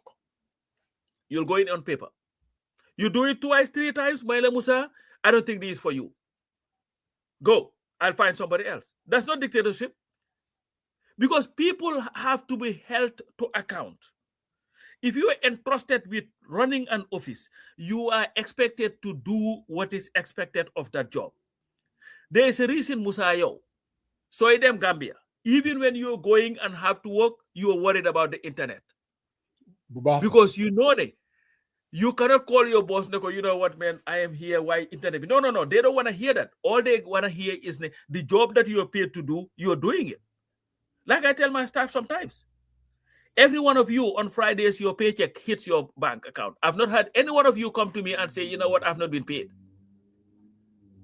That's why I expect it. Whatever you're paid to do, you are doing it and you're doing it fully. Period. That's the thing. You don't need to be a dictator. You don't. It's just like Yersadom. You don't need to be a dictator. You have rules and those rules must be followed. If you're not following the rules, you face the consequences for that. Jammeh was a dictator, and I don't think he was successful. He was not. He was not. Just because of Mungdon, Jammeh was not even following due process.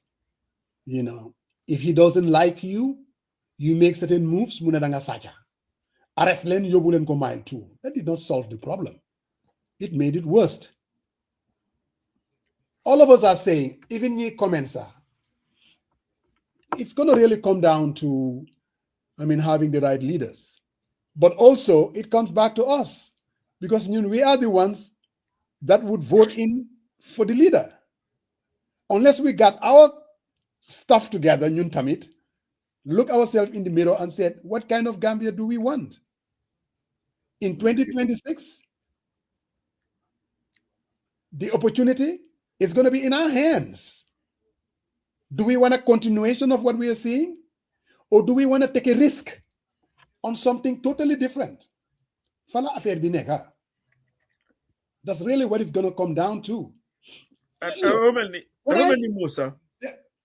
Quickly, come back. I know that we're going to have the guy from the Special Committee National. Yeah, Cisse, yes. Cisse. But just to comment on this thing, when they call, Quran incompetent.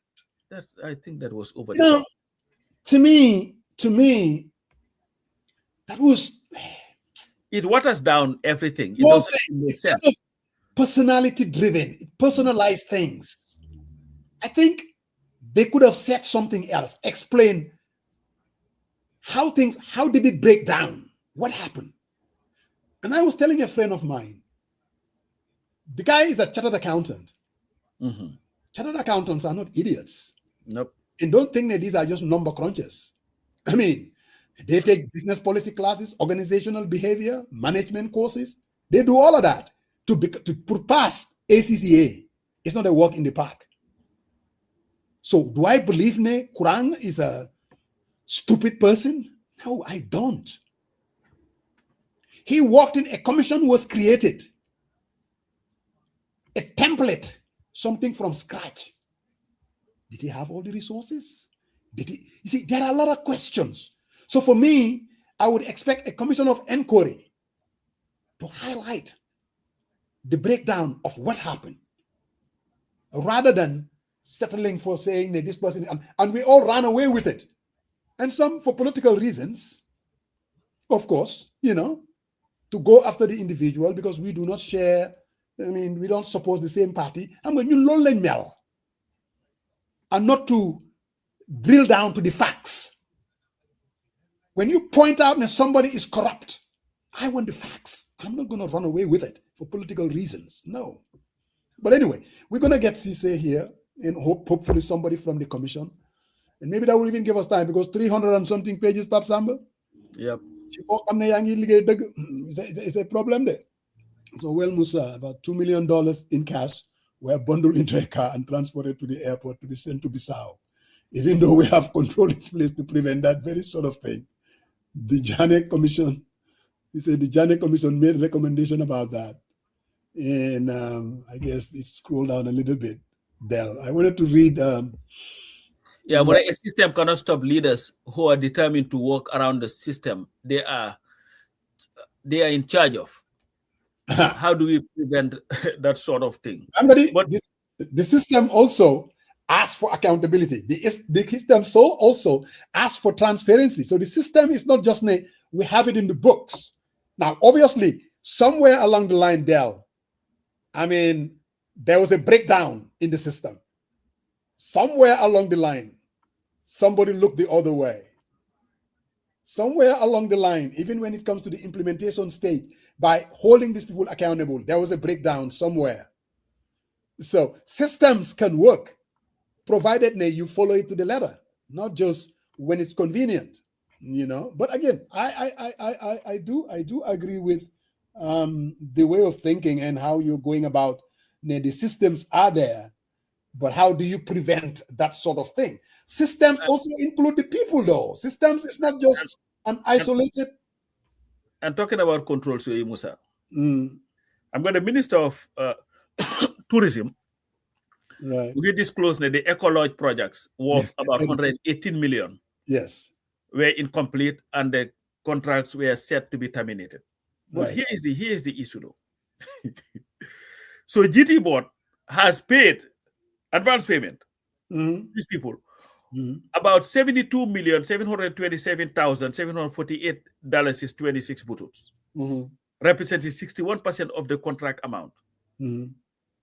So, Manluma Jahal, first off, the payment structure of include on 40% advance payment.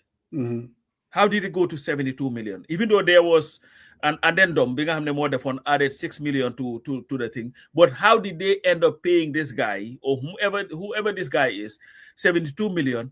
And what were the controls to make sure that, you know what, you're building it for us? At least you will inspect to know there is the level of progress. And this was a contract that was in 2020. 2020. Musa, and I'm like, it took 5-6 years for you to even realize. For you to realize that this thing is not working. And this is the problem that we have. And if you dig into it, whosoever this contractor is, I want to believe chances are know somebody in the ministry who made it happen. And the minister who signed this contract was Hamad Nkeba. If you were to bring Hamad before the National Assembly, he would yell at all of them, they briefcase Amnyibi. Because you know what? The lack of accountability for people's actions. $72 million is of the Gambian people's money. Chances are may be recovered, or it may take another 10-20 years before that money is recovered, Sibopa. And this is the joke that we have as a people. Because you cannot give somebody that massive contract. You're talking about Ecolodge. It's so important to your infrastructural development. It's so important to your bottom line because of tourism and all that. So you just left that guy and said, do what you want. 5 years later or 6 years ago, decide, you know what, because I think it was signed in April of 2020. We are almost in April of 2026. And now you're telling us, well, you know what, it's incomplete. So the thing will be terminated. Not that it has been terminated. It will be terminated.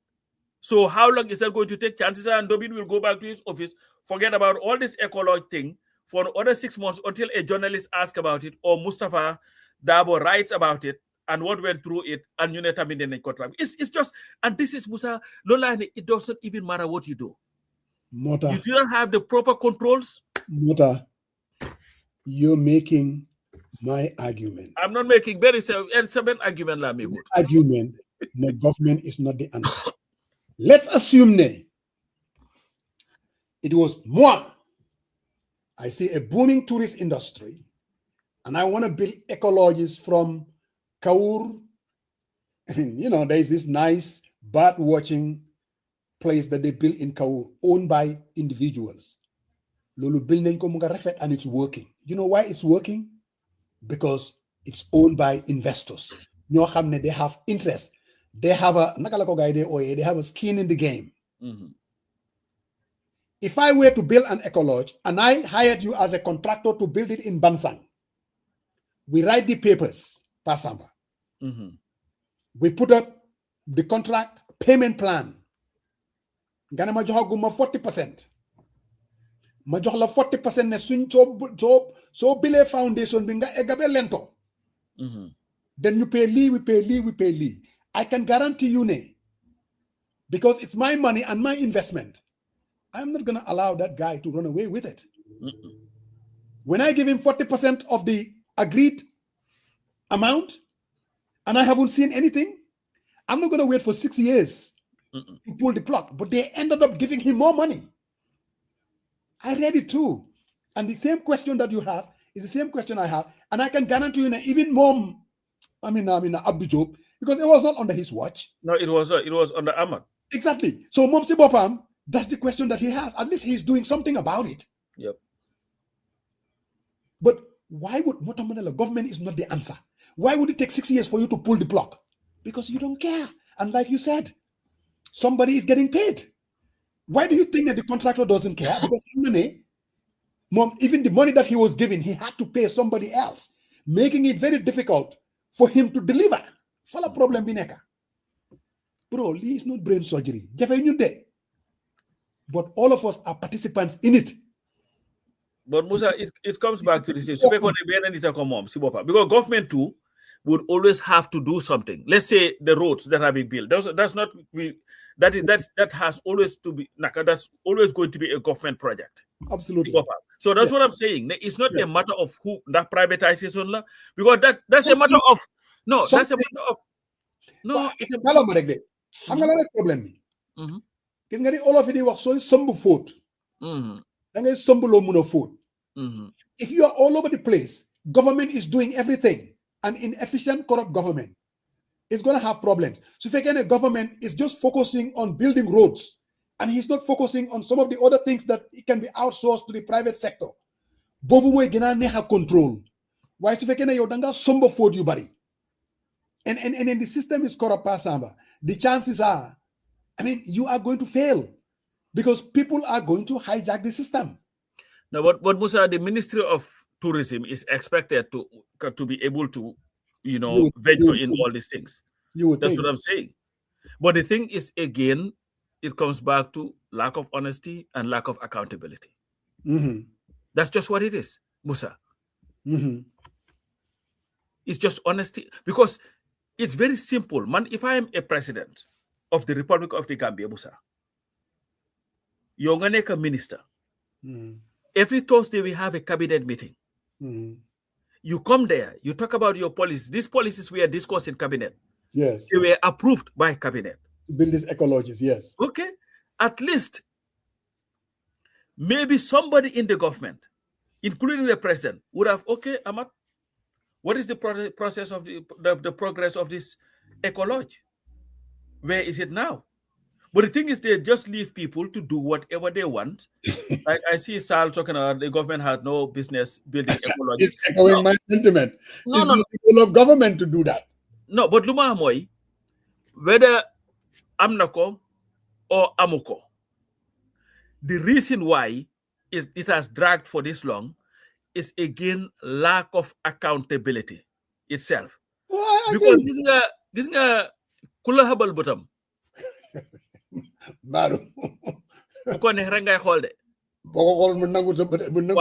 Because Musa man, if you come to me and I have a bidding, man, any interest or influence, you bid, Sal bid, Nakala to the Keba Sise bid, and all these other Yaksin bid, and all these people bid, and you have a committee that is impartial. We have picked Diu Sangam. Government approved, ne Diu Sangam Mokoron. Hamga Kokunon is easier to hold the people to account because you have no vested interest in the person itself. What you're interested in is the outcome of the project. But if I can na kujo, Monday waji, the build said ecology. I'm not company buma dorde. No crowd. Don't worry. Now the public bidding. Why don't worry? You'll get it. And you give that person the thing to run, and you come back to the same nonsense that we're in. No, it doesn't make sense. We agree to that. The system is really corrupt. But dafa am role bo xamne government na ci génné loxom complètement. Because two things are going to happen. Taxpayers are going to waste their resources, and there won't be any service delivery when everything is said and done. Lolu mo gëna bon. Nga jël suñ xaliss bi, spend on something, yakka suñ xaliss bi. Understand what I mean? But at the end of the day, sir, we have absolutely nothing to show for it. Sal is saying, let government settle with creating the enabling environment. Meaning, ñun ñi nga xam ne primary 6 lañ wàccee Kawur junior secondary, meaning ne, let government focus on regulations. So defee loolu mooy yaa ngi sombo fóot boo mun a manage and allow. yow yaa Sal yëpp capitalist ngeen. duñ capitaliste de duñ capitaliste de dañ nga wax lu mun a am ak lu munta am par exemple gis nga loo dugal sa xaalisati I can guarantee you ne you wouldn't want it to fail. You will do whatever it takes. You will have sleepless nights. People will tell you, when I go to work, I'm there for 8-9 hours, right? 5 days a week, right? Almost 50 hours. 2 days, you know, just small business be like almost 35 hours. Because I have to. It's my own thing. You put in more hours, the passion that you put into it, because you know if you don't, I mean, you're going to feel it. So again, coming back, the only reason why those ecologists did not work, they went about it the wrong way. Soon advertise, there are a lot of Gambians in the diaspora. You know how many they have savings. Soon more than they build ecology in Kawur. Musajeng, are you interested? There is a bidding. And you know what? Maybe this is something I really want to look into. Instead of having this money in a savings account or in a CD getting 4% interest, you know what? I can guarantee you it's not going to take 6 years for that ecology to be built. 100%. Man munala wax lolu. Akenen. So we have to change the way we do business. But again, I will give you this much. We have to elect the right leaders. Let me tell you what the right leader is for you. You support me. Nobody would question the integrity of Halifa Sallah, Swaibu, CDR. But I can guarantee you, under our Doi government, didn't have a problem. I'm telling you. It's not going to be a problem. Because they will be overwhelmed. By what? By the fact that they're going to focus about government. Some before you, buddy. Now, the only reason why it wasn't working is because of the leadership. We are honest and we're going to run it honestly. And when that happens, you're dealing with systems, they are not ready or willing to change. When that happens, Nila, collision course, we are getting a bilan Khalifa then soft. They can be done to him neka. Before you know, they will run the economy to the ground. I'm just telling you. I disagree. I'm just telling you that could be a potential problem. No, but that is for Musa. That can be said of any government that comes, right? Because of we do not have continuance of good economically run governance system. Agree. Like I have always said, for a very, very long time, our government, successive governments, have failed the Gambian people.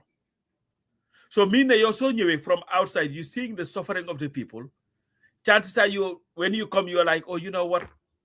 We need to solve this. We need to solve that. We need to solve this. And the other problem being Ampul Jankwantel again, we've seen your minister, the Minister of Finance. All these loans that we are taking is so that we can inject it into the productive sectors of the economy. And then you're asking, okay, what productive sectors of the economy and what are we getting as a people from it? Yeah. So you have all this debt that has been taken, overwhelming debt. And that is what is happening in Senegal from Nekani. Because they now came with a huge project. And now forget this that is a minor issue. Right. To what they are dealing with. Because of Macky Sall and his government and government before him have taken so much debt. Right. To be able to build some of this infrastructure. And now they are now confronted with how do we navigate the realities of it. So those are the challenges. So any government that comes, but Musa, this is what I also believe, Musa. if you have a serious leadership that is driven by what is in it for the Gambian people, a government that will hold everybody to account, a government that will be guided by love for country, we can make headway. That doesn't mean that you will not face challenges. We are a very small country with tremendous potential. Now let me even come to your supposition with your Sal about these ecologists and all these things. I don't believe government should be building them myself. I believe anybody could have done that. Right. And when you're on a government, listen, this is what we're going to do. Those in the diaspora who have the means, or Gambians who have the means, this is what we can do for you. This is your country. We'll create all these bottlenecks. Dem si Famara Monela, you know what, Dukumat Difin, Dem si Musa Monela Johma 20 society. No, you come, you can invest. And this is the return that you will get from your investment if you were to invest. We can give you some tax breaks for a number of years if you come and invest. You can do all that. Absolutely. Musa. Absolutely. And to tell you how you can develop, let's say Gadem Kawur from Nekani. Yo, Musa, you are a hotelier, you love this hotel thing and all that stuff. You come and build something that will create employment for Fununu. It becomes very nice. Everybody goes to it. You know what it does? It brings interest, economic interest to that area. Saldem Gay and Sanjal, he does not even for law farm and bisi bopam. You know what? It's not too far now. Because he by the time barod na jexal bridge bu mané de gëna ram la gaay paré bi légui ñu né ñom bridge bañ waxon bi laguñ ko ñu ngi ram légui. But anyway, ram la tu xaw ma lan do think that right. Bobu election libi la. Wow. So you just take politics out of it. Don't look at people from a political lens. Look at it, you know what? We are going to, let's say, come Israel and all these other countries, they give their diaspora this privilege to be able to come to their country and invest. Musa, you can do that in the Gambia. Musa, the amount of human resources and the economic resources that we have outside is massive. And a lot of people want to come. People who went to the Gambia and started something ended up packing some baggage in Gibiwat because of all these red tapes that you have to go through, and you get tired of it and say, you know what, screw it, I'm going. That's what I'm saying. It's not difficult to develop. No, look, coming back to the point that we are making, when government becomes the be-all and the end-all, that community or that country will never develop. Because government, like Sal is saying, is the mindset. They are not wired that way. So even if you bring in a government, that is why I bring DOI. I mean, you know my feelings when it comes to DOI. I mean, I wouldn't mind for us to have an opportunity under a DOI government to just shake things up. I mean, I'm that kind of person. The reason why I'm using that example is just to tell you sometimes, if anyone, including DOI, believes that all this can come under government owned by the state, publicly run, I can guarantee you it's going to fail woefully. It's not going to work. Really. It's not. And it's not because of, I mean, they're not going to be corrupt. I know that for a fact. I mean, definitely not. But when everything is said and done, pa samba, Joe, when you jël government, faute bi ñoo somba, ñu emale ko ci luñ mun, ñu bàyyi ko foofu. Creating the enabling environment, that's what it means. You just pointed out tapping into resources in the diaspora. When you create the environment, that is when the diaspora will see it in their interest. You know what? I could make this happen. I went and took a picture of Lamin Lloyd. Got me in a lot of trouble. A friend called me and said, actually, he was trying to invest, finding out who owns Lamin Lodge. You know, this thing is in court. Who owns it? There is the VDC in Lamin, And then you have the family of Nico Onon before, and then you have all these interest groups. For the past 5-6 years, these people are going in and outside of court. And I'm like, voila, that's why the place looks the way it looks.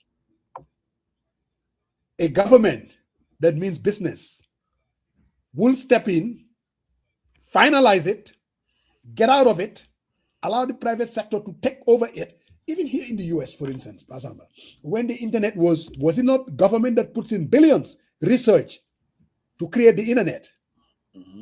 Yep. But when everything was said and done, what did they do? They get out of it and allow people with ingenuity, innovation, people that are driven by to make money, people that are driven by to make big things happen. That is why we have the internet today the way we see it. Not because of government, even though government started it. Gambia, the same thing can happen. I'm just using the internet. If you want to talk about tourism all the way to Basse, government can start it, do the things that needs to be done, get out of it, and allow the private sector to take over it. I mean, it's not brain surgery. Why so far xalaat pour government bi ni topato la ba pare ñun sax par exemple even if you go back, I mean suñ papa yeek suñ maam yi, they live in villages, and that is why sometimes they don't even have that expectation from government. Ñoom they live in their villages, su nawet bi jotee ñu dem ruuji, bay seen tool yi, jaay seen gerte yi, topato seen family yi. That's what they knew. They were very individualist. They did not expect a government to come and do certain things for them. You talk about livestock, the way it used to happen. I think I said this here years ago. I remember my parents, they used to go to Kermaila. This is like 5 miles from Kaur. There was this guy who owned these herds of cattle. A wealthy, fuller guy. Guy Kauri dañ fa dee dem ci moom. Daf leena may dugub, dafa bay dugub bay. These are individuals. But what happened to that? When government stepped in, Koko expected on government to help him run his farm. He was wealthy, taking care of his family. Nag yu dul jeex la am. Di bay dugub, di bay gerte, meew moom angaar soo fa demee dañ lay eb meew ba doo xam foofu fooy jëmee moom. What government could have done, not to take away the business, but help that person to build that agro business. Government didn't do that. And government can still do that. Hold on. That's our model. We would not have taken that business from. We would have helped the person to make sure they have to be able to market their produce, to be able to have storage for their produce. That's what Doi is talking about. He's not talking about, no, we are coming and taking everything and running it. No. We are talking about creating an enabling environment where you can come and run a business in that country. We will be able to help women, like we used to say when we started in the 80s and 90s and all these things. Like you go to Kaur, you have all these narcos all over the place. They're producing massively, but they don't have the storage to be able to store some of those produce. They can have sometimes. What they end up doing, maybe they can even throw it. What we are saying, as a party, that we will help those people to give them, to not only help them so that they would have the market to sell their produce, but also give them the facilities, storage facilities, they can store their produce, to also help them to be able to turn those products into something else. Let's say tomate lochati. To help where they can even now be able to turn it into tomato paste. Like the juices that we have. But you mango season dorati see May, June or whatever. Before you throw them all over, to be able to help where government would work with the people to be able to transform those mangoes into to the juice. So that's what we're talking about. Now, before we go and import oranges from Europe, Right. We can organize our people, and then the hotels will be buying it directly from those people. That's our model. We're not talking about let's come and take and run. No. We're talking about the government will be working with the people so that we'll provide the services necessary. They will be able to be on their own. I absolutely agree. Thank you very much. Again, for me, I really believe in government has a role in it. Individuals do have a role in it. And yes, if you have a government like a DOI government, and that is basically the building blocks of their development, I think it can work. It can definitely work. My only thing is it can work. Musa, let me tell you, man, I believe ne nakalatura. He said, Coach Samba Jao, DOI economic policies need to be tweaked to make them workable in the current economic environment. I'll take that up with Sal. You're capitalist again. No, why not? There is a tweak. No, that's the very tweak that you are basically doing. Not the government is going to take it over.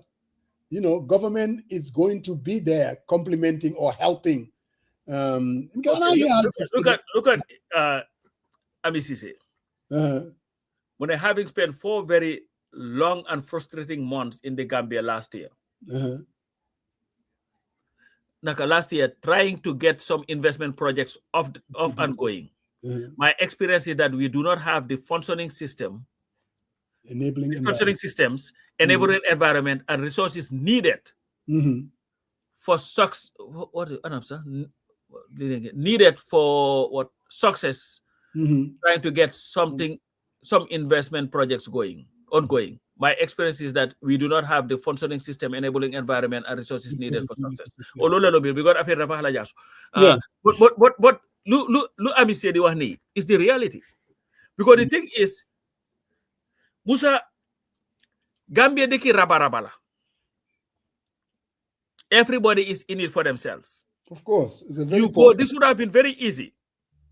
Knowing Ami, she wants to go and go straight. Lila loi bi wax mom lañu follow. Du mo du ko tay, du mo du ko ele comme ça mi tabarek. Si bopam. And when you do that, nothing gets done. Because Modu would come, you dash Modu some this thing. Keba nyonga dash ko this thing. So that's how your papers move. The person who does not get any money does not care about what you're doing. So they are denying Gambians opportunities to grow, individuals, because whatever Ami was trying to do there, chances are she would have had to hire somebody in the Gambia to run that. That was an employment for somebody. Yes. To be able to feed a family.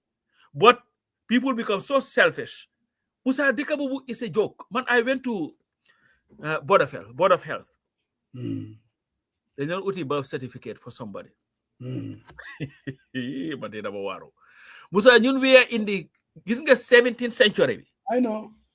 You see papers all over. I'm like, how the hell do they, in fact, if you want to go there and get records of your birth, how are you even going to get it? They have everything piled up all over. Everywhere is dusty. And you go there, Sibopam, you're going to have a debate at somebody about citizenship and all that stuff. Debate is correct. So these are the people, they don't even understand what the law says. Nobody understands about anything. Nobody cares. And these are people, they would dress so nicely.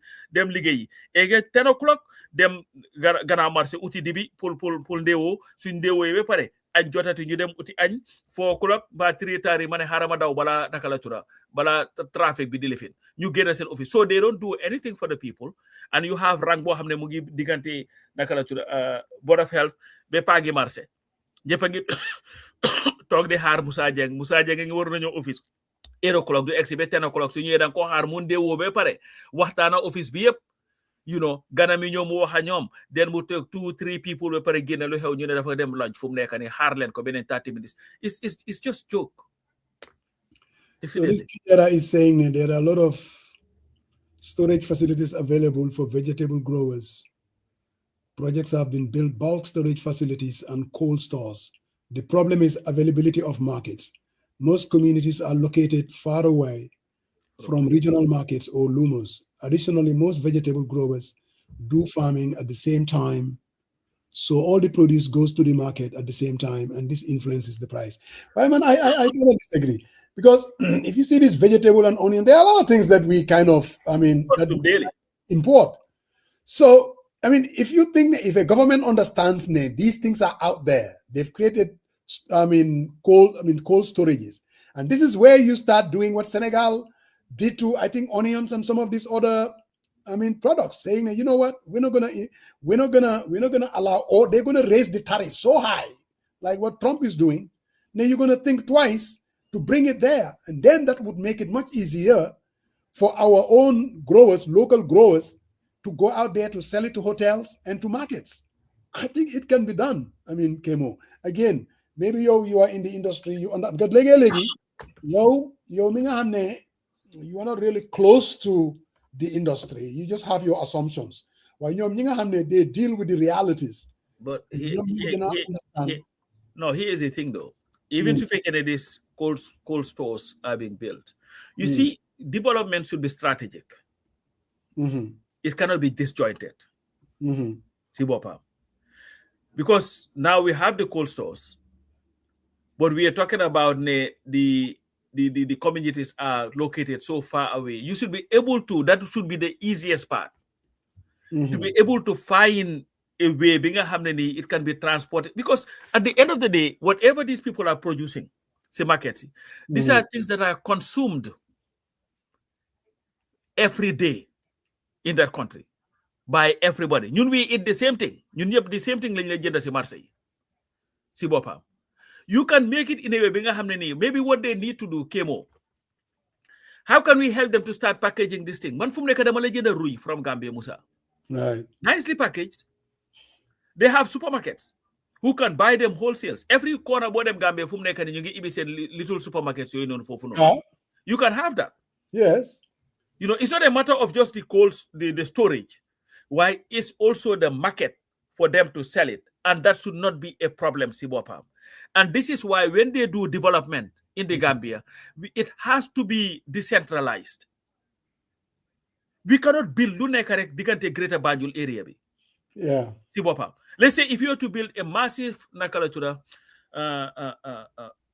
whatever it is government delay build, send you a new build somewhere in summer.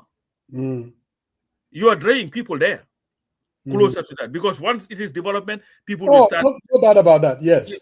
And it's just like in Burfood. Yes. You were talking about how angry you were when they bought it. Now, because of when they had the AU villas and everybody started going there, now is and that's just what it is.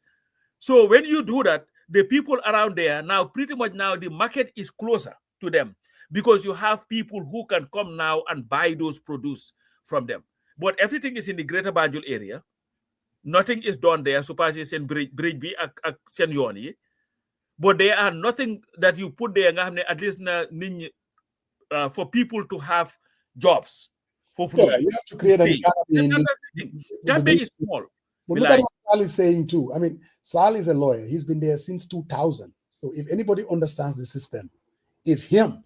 He said, Ami is right. I have been back in the Gambia since 2000 and handled all kinds of investors. In summary, we are not ready for prime time. This is somebody who understands the game. It is much harder for structured, reputable, and serious investors to succeed in the Gambia. It is especially hard for Gambians to succeed in the Gambia. So much easier, he said, for an Indian or blah, blah, blah. And look, when I was in the Gambia, I'm on this project. I run into a lot of Gambians from the diaspora. This is Jimpex. That's the Nagalenko, the main street for the construction business. Pinturakak, Lampakak, plumbing act, you name it. That place is booming. I guarantee you. There is an economy there. You know how many Gambians making their living to subsidy you? These are laborers doing their different things. These are owned by Indians. Not that I have a problem with it, because all of us are foreigners living in a foreign land and building businesses as well. So that should be encouraged. But Sal is saying, man, how am I going to be able to get into the business? And he's saying that it's going to be very difficult. Why should it be that difficult? What role is government creating to make it that difficult for me to be able to, whether it's a question of, you take a lawyer like Sal. So if you get Sal Muntajil, register suma business be, for me to get all the licenses that I need. And so somewhere along the line, there's a reason why he said it's much more difficult for investors. I don't know why. A country that is always saying we're open for investors, our doors are open. That's what we need. Well, that means something else. Then our doors are open. Maybe Sal will be able to help us one of these days. Because every time we have to deal with the specifics if we're even going to get to the bottom of the problem. And he's right. Sub-Saharan Indians in Yokomo. No, we need a special session. Maybe it would not, maybe, you are right. And we can just bring people like Amisisi, yourself, and others for their experiences. A lot of people go to the Gambia to invest and ended up packing their things and leaving. Oh, yeah. It's just to build a business. There is a reason why Gambians yet settled in now, building apartments. You know why? Because it's less riskier. Yep. You can control it. Lenen lo for ubi, then la koy lekal. I'm telling you, you would have. I can guarantee you. And this the people themselves, why be like not create employment. Ubi kofa bena lila bugo ubi come the stores in naka. These I mean supermarket and then kidna ko run. Wallahi, give it 6 months. So and you know what happened? And it comes to Hanga was a private entity. Lack of accountability, Musa. Because so go you police, you know boka mama, you know boka nijai, and all that stuff. So that's just the system. There is something that Halifa used to say during our rallies. Ne so I'm a business, bitik. So ko denkane.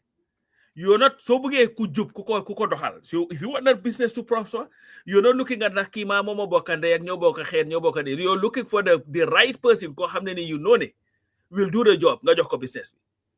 But just why would I just sit here and Monday okay, Monday say for nas ma bena $10,000 harama ibi business nga ron ko. Why nang megal so de suma halis bi?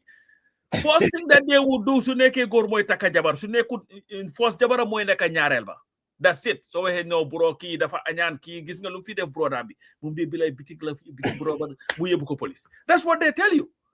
So it's a country, we are a country that do not hold people to account, Musa, for our actions. Whether public or private. But public or private. Kemo Kijera is raising something, and it's true. Gambians, they don't want to farm this or farm that or farm that. Look, individuals are selfish, self-interest. I'm not going to put my money in it. So government known, just like what Senegal did. Now, you know what? Now, of course, we don't want to adopt a policy and make things, bring scarcity of goods. But you know what? We want to help the onion growers. Moving forward, to tell you the importation on onions, 5% loan, you're going to 25%. But you know what that would do? Pasamba would sit here and say, you know what? Maybe I want to invest in the onion business. Instead of building an apartment, I'm going to invest and get into the onion farming because it's booming. People are making a killing. All it takes is one person, because all it took was one person to start making money out of these apartments, and everybody is doing that. And you know what they top on Musa. Of course, and that is to be expected. We are not very original. The policy and said, you know what? Moving forward, when it comes to vegetables, onions, this and that and that and that, we're going to put a tariff. Whatever the tariff was, we're going to jack it up and really mean business. Well, you can't turn around because you have the business community. They funds and parties. Those are the people. That is why they don't want to do that. And you know what, Musa? It is our policy. Yeah. If we were to come, we will empower these people, Nakoi and all these things, to produce to the extent whatever we are buying it locally from our people. And it has to start even from the government. Look at the government, Sisibopa. When Yaya Jammeh was president, Mr. Pan-Africanist, we used to tell Jabaram, wherever Sayuga Nyuan Fini, they would go to Sam's Club, pretty much container, Mom Nanyo Fesal, of everything that they were eating. You ship go to the Gambia. And the things that would get on the plane, private plane, the Gambia, So that's the thing. You have to have a leader, State House, whatever they are buying. Let's say, you know, if you borrow with them, Jendi Kongsi, Nakaratura, say Marseille and all that. But a lot of the other things that he buys, they call import or your supermarket. But the thing is, now you look at the Gambia from Nekamusa, there is something that is happening there that is great. Mango Rui Magenda is locally produced. Right. So they may juice. So they are doing all these things. Doing a lot of what things. Is stopping our government to make sure that when we have conferences, see what but we are serving our dita juice or mango juice or whatever. It's something that is being produced in the country, see what you are doing is you are helping people you buy their produce, but you also have to empower them. And before come, let's say the Lenyong thing. You have to have competent people to run competent institutions.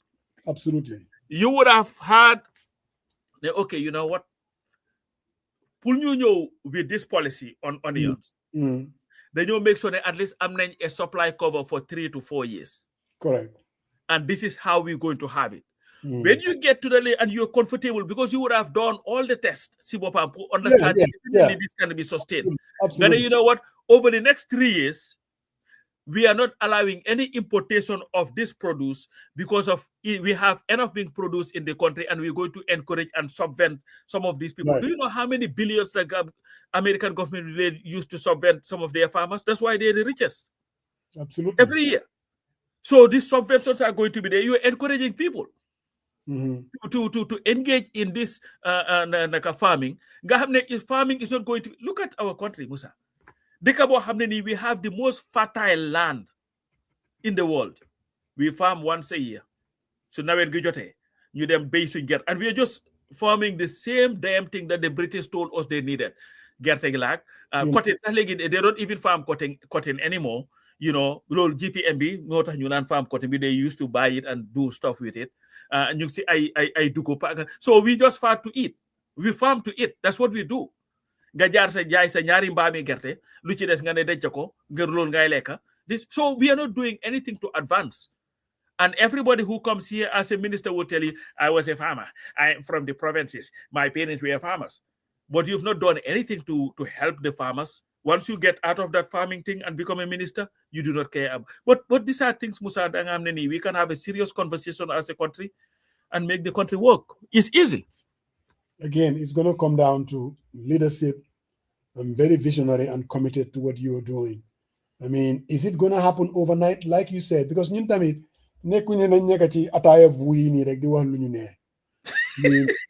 I mean, there's always a tendency for that. What we are saying is this. I know it's much, much, much more complex for the Minister of Trade and the Permanent Secretary, that whole ministry. They are the ones basically working on things like this, importation and Udemy. And I mean, I'm not going to sit here and then gonna patriotic no. They understand, but something has to be done. If we want to encourage people to go into onion farming, to go into horticulture, to go into livestock, and all of that, we have to back it up with some real policies, incentives, they can see through it. But the incentives we are putting together, whether it's giving them, let's say for instance, this guy is saying that all the farms that are in CRR are owned by Indians. Look, I mean, man, I seriously don't have a problem with that. Because there is this guilty conscience, man, I'm a foreigner in a foreign land. So I cannot sit here and say it's a problem. Now, Indians are coming to Gambia because they see potential. Now, what do they bring with them? They bring capital. Because you tell me, munula below a farm like that. You have to have the capital, you have to have the technology, you have to have all of that as an individual or entity, whatever. Now, in the case of the Gambia, of course, you need government help. You're saying under a DOI government, this is where government is going to step in, helping these small enterprises. Yep, into mechanized farming. Give them the market. So you have to organize that. Because, I mean, Baytol, Duluyomba is expensive. There are Gambians now who are into farming. They're not actually doing the farming. you know what I mean? Comme ñun niñ ko xamee woon suñ yaay yi, suñ papa yi di dem seen sox yi di farm, or even when they had the machine. People are in Banjul, in the greater Banjul area, the bay toll, paying people to do it for them. All government has to do is, the Ministry of Trade in this case, you know what? We definitely want to help our horticultural farmers. And we're going to start it this way. We're going to raise the tariff. It's not something you're going to do overnight, and it's going to bring scarcity of goods. Guiding you them then onions or any of these things do faneka. But the approach is, okay, we're going to start from point A. We're going to lift it a little bit, but we're also going to invest in people that are interested in the industry. Give them what it takes. Even if it means government having a stake in it. I'm not totally against government playing a role. Because nit ñi tamit soo jëlee Moussa Dieng mii nga jox ko fi ay million daf koy jël dem takkee ji ko jabar toppatoo soxlaam. You have to be very careful. I mean, they're into this onion farming, fake they're not into nothing. I mean, you give them the money, and they will squander it. This is where whatever you do, it has to be you develop the policy, be very strategic about it, and then mean business. You are the one initiating it, so you are in it just for what's in it for me, and this is where the whole thing is going to crumble and fail. We did it. You know, but again, we have to have the guy, the top leader, person elected. Koku is going to make a difference. I know boy. To where you can go to a cabinet meeting and challenge your ministers on results. Because no more meeting see then it becomes a talk shop. Even you know what the projection is like our GDP will grow by 6%. You have to be able to get, in fact, concrete answers from them as to how, why. You know, because you have to have a minister, a president Mohammed has the capacity to be able to read, understand the policies very well, and challenge you on some of the answers. And that's the thing, Musa. And those are some of the lapses in your amni. Because we go to cabinet meetings, or they joke, they turn into hey, they can go small papa, small uncle, and then you and they take pictures. Oh, I'm in cabinet meeting, they table, and that's it. You know. But anyway, I mean, these commentaries are helping them. Like you guys are definitely. Because like I said, sometimes it's not easy like that day. Like Baro would say. Last year I farmed okra on 100 by 100 land. It was beautiful, but before I realized it, the okra overgrown. I had to one-tear it, all of it, and spending more. Look, even America finished a cave for the hell. You watch the news, farmers in it, they'll be losing a lot of money.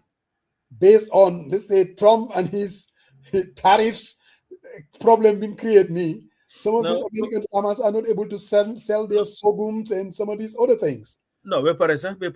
His stupidness of closing for USAID, you know, USAID, exactly. AID, and that's where the problem is, because now you did that that's where the farmers, because what America was doing. Yes. Because they would buy the produce directly from American farmers that they're sending. So they're not going to, so they would buy produce from the American farmers and then take it there. So the farmers were making money. Now you come and say that, you know what, I am posing that now those people are there. What the hell? Where are we going?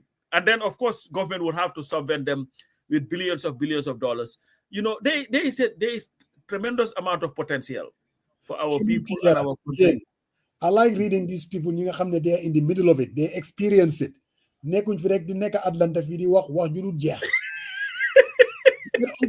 There's a problem because those local communities, they are left alone to negotiate with those investors. Yep. You're an Indian or you're a Gambian, whatever, you have all this money, you walk into a village, you will vomit if you know the amount of the money that these investors paid for those lands. In other words, yow yaangi ñak Allah bi yépp ñu ñëw ne la mané jox ñu ékas yu du jeex jox la xaalis boo xam ne musuloo koo gis. You will give it to them. It is good to have investors, but they shouldn't exploit the vulnerability of our people. Again, and you remember conversation in Bankabe Halifa on this land thing, Yeah. And people, that's the thing. We believe definitely. And I'm not here just I try not to do that. But it's just like the our people must be empowered. Yes.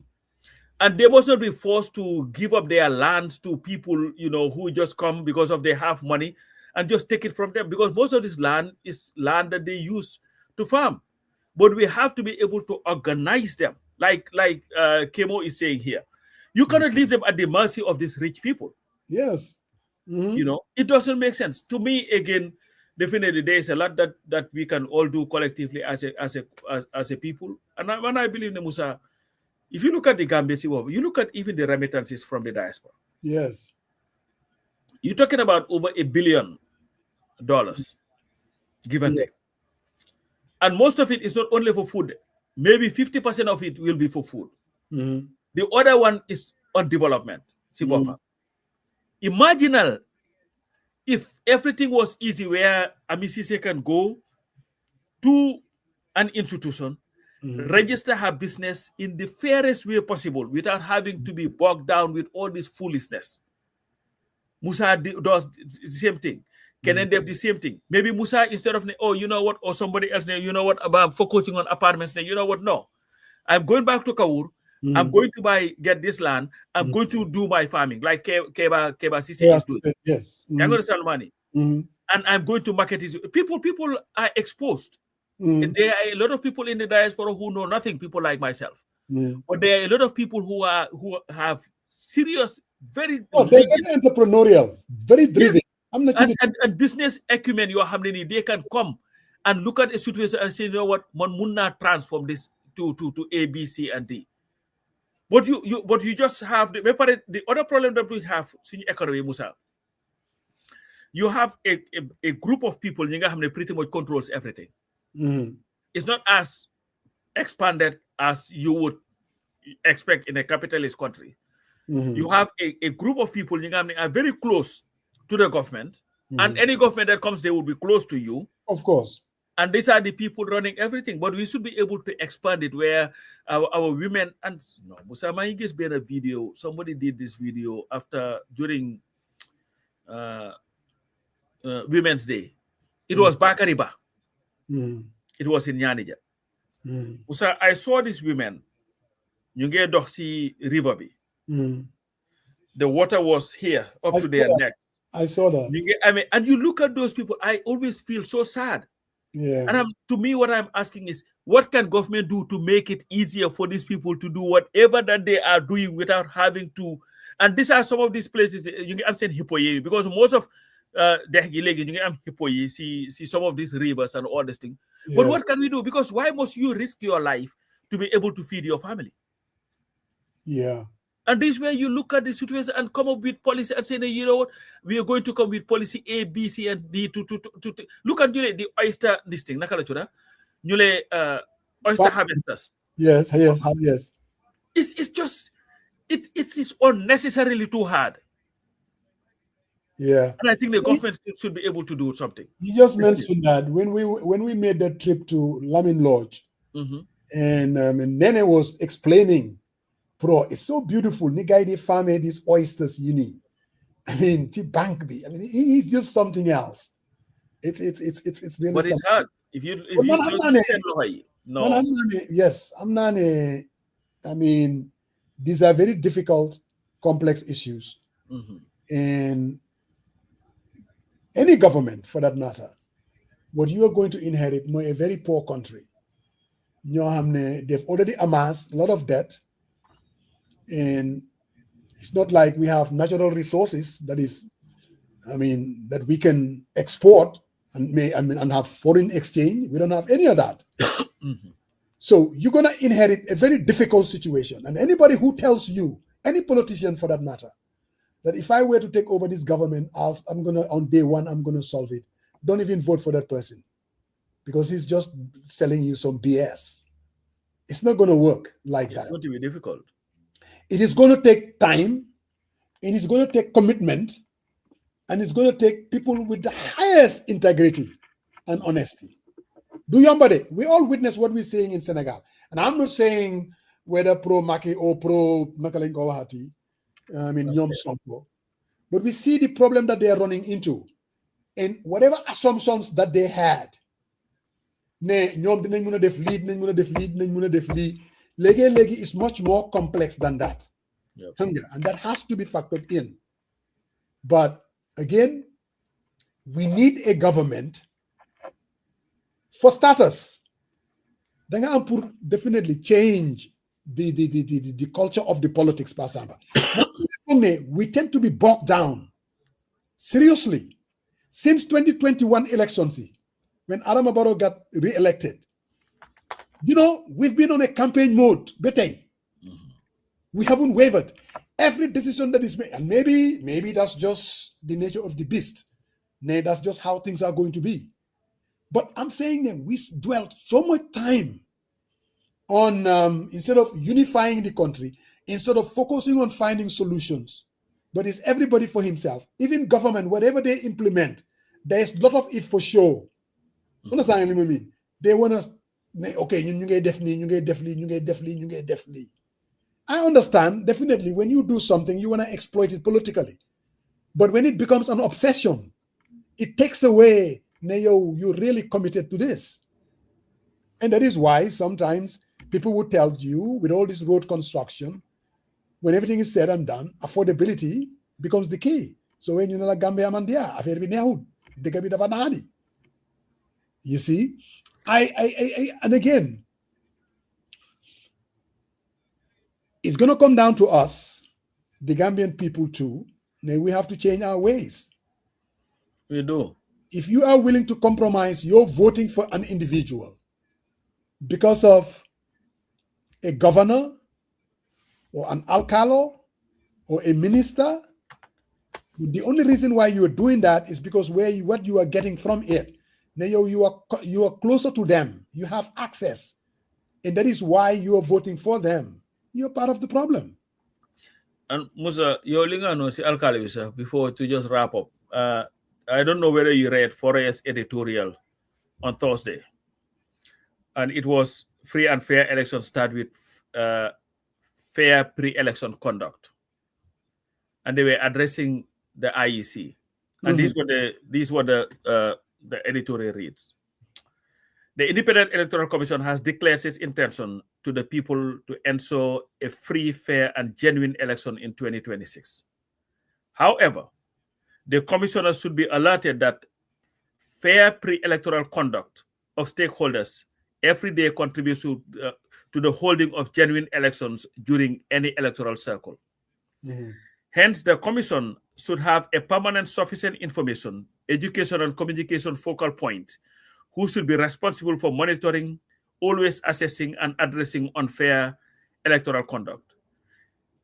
Is it not amazing that Alcalo, who are empowered to give attestation documents for registration of voters, are already visiting the State House to give support to the incumbent on behalf of their villages in the 2026 presidential elections? A clear example is the delegation led by an Alcalo of Sunchusori, who openly told the president that they will vote for him in the 2026 presidential election.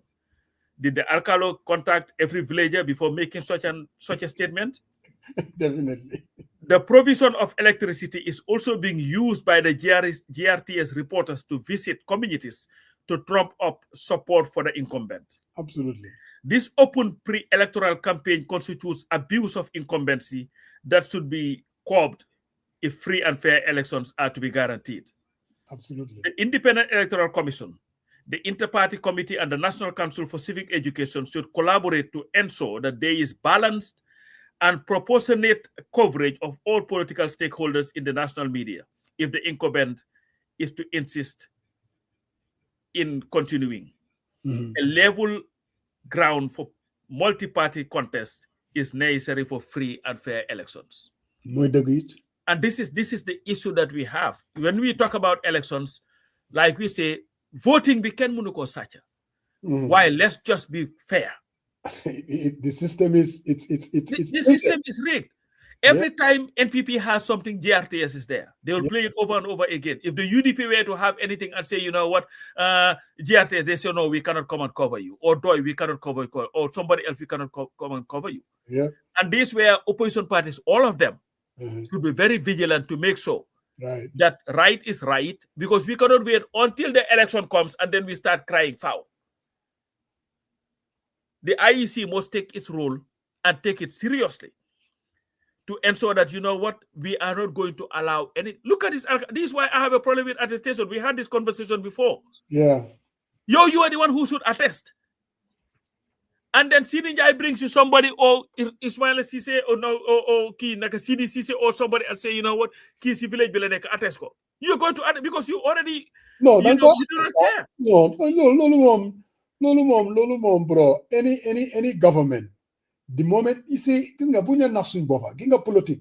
people are selfish. They are going to support, drum up the things that's going to help them win an election.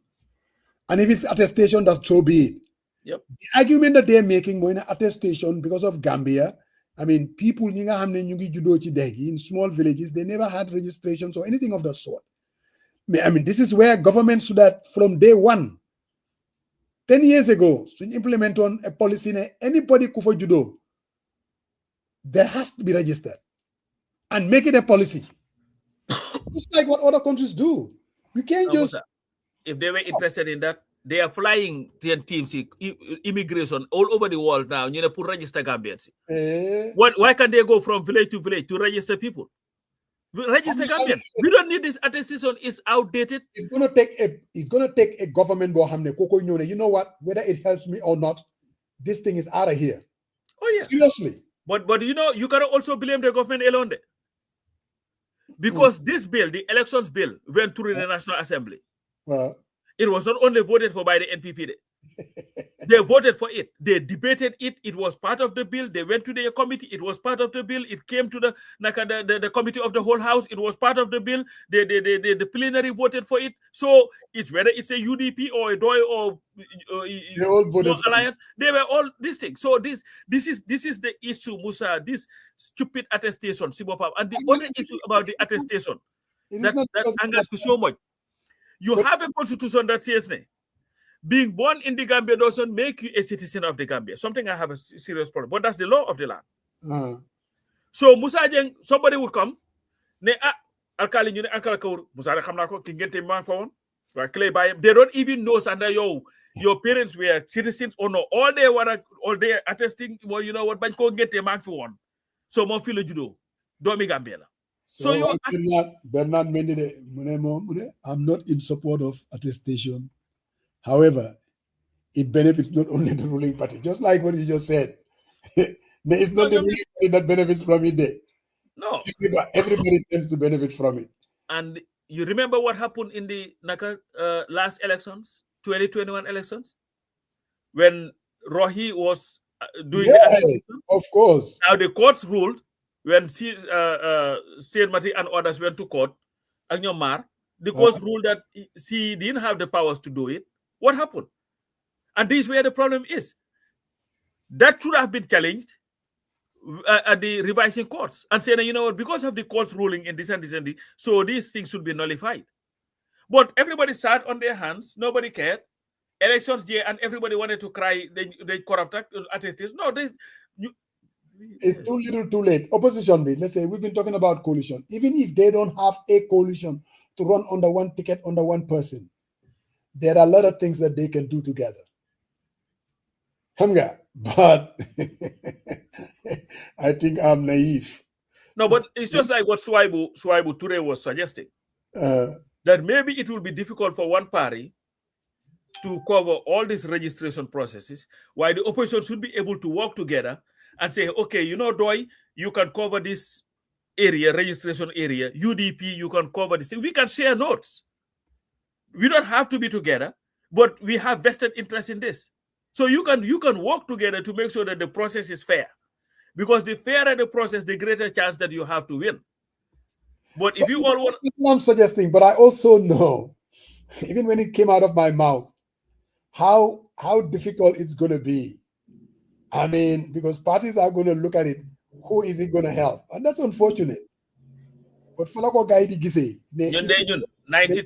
92 elections with Doy, I was one of those who were nakala tura lajal ñom ki nakala tura ñom OJ ak ñom ki nakala tura nakala suñu wajuta New York. What's his name? Farah. Jebel Cisse. We made so everything. You come there, you have to have the papers to be registered or not. And when we were done, Doy compiled a report and went to the revising courts to challenge some of these registrations. And then send lawyers, he claimed that, you know what, okay, you want to do that, but this is what we're going to do. The court would agree with us. Any case that they lose, they have to compensate us $200 over. It was this $200 over. It was the silliest thing. So, and it was because the list was so massive that we were left with no other choice than to drop it. So Usman Kediba, he's a farmer, Gambian farmer, harvesting green pepper. Today, the market is the $1 million question. And I think somebody echoed that as well. And that's the thing. No, Kemo wrote about that. Yeah. They have the storage facilities, the market. And this is new. Go do this, go do this, go do that. Kemo Usman Diba, this is what we've been talking about. And when I say we, Doy, since 1986, the need to produce market for these farmers, where you can tell the hotels, instead of you order, let's say, kani from India or China or Japan, let's use the local ones.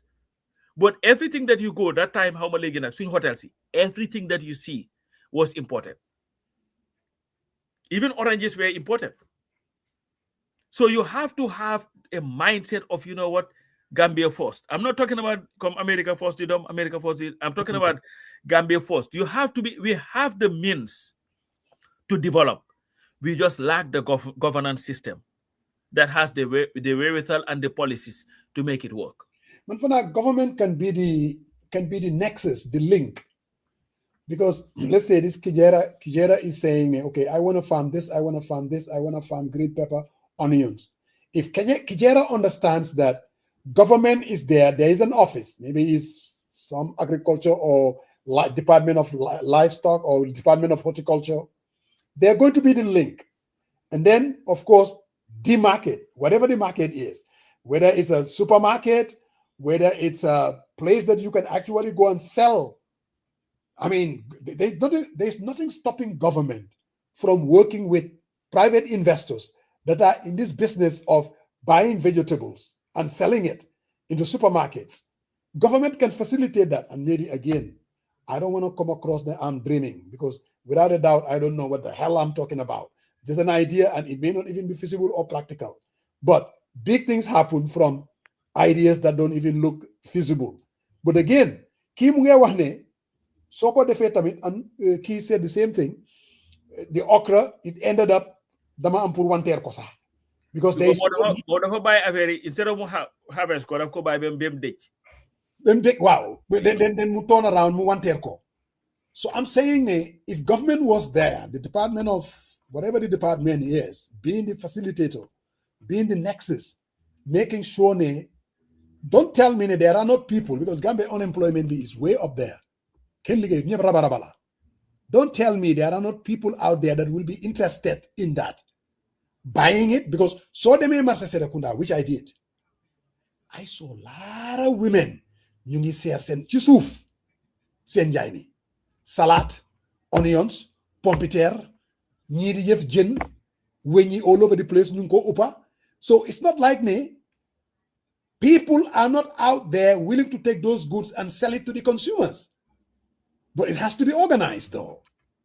And this is where government comes in. You're not producing it, you are helping them to produce it in incentives. The invested, and I'm talking about small business, not this huge beast. I mean, big, no, I'm talking about small businesses, people that, women, kafos that come together, you give them the incentives, you give them the capital that they need, you build the infrastructure, whether it's water or whatever. If they realize that the moment you harvest correct, government is linking them up with the market, I mean, those people, baby, next year they will be very much ready, the next few months, to go at it again.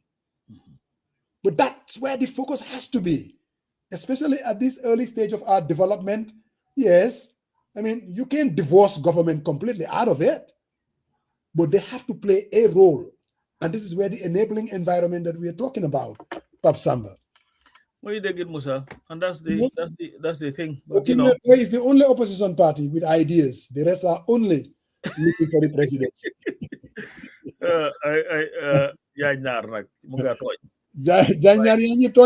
Wow. But I mean, do they have ideas? Absolutely. I mean, are they committed to those ideals? And they're not even willing to compromise just to win an election. Lolu mom moy dega. So Bandal suma amon government.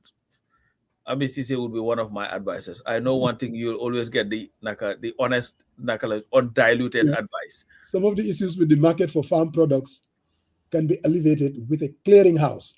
Moy degit, website and apps. The farmers can post their products and projected harvest date to the connect buyers to the seller. We have to think outside of the box there. We have to. We have to. And this is where, unfortunately, it fell on deaf ears, because that expert bank that they were talking about, maybe that could have benefited the Gambia massively. Why it was hijacked, then you set up people, everybody was in it. Sometimes you call people, because of, you could have, let's say somebody like Mananding Jaite and his experience in agriculture. Yes. And the environment and all this. You have them all over the place. Why are they not even exploiting that guy? No, they would not, because of people are always so territorial. They are thinking of you coming to take their jobs, Musa. I remember when they hacked the central bank. And I tried to get these people to get help for them. Somebody who was going to do it pro bono didn't want a penny from it. In fact, they would not even acknowledge that they hacked the central. It was hacked. Some of the information people saw it. Right. And I told them it took them a long time ago, but later was when he was able to meet with them and started helping them and all that stuff. And there was a government in the diaspora, vast experience, Starlasi Affairi, that was his thing. And he was like, I want to help. I don't even want to be paid a penny to do it. I just want to give back.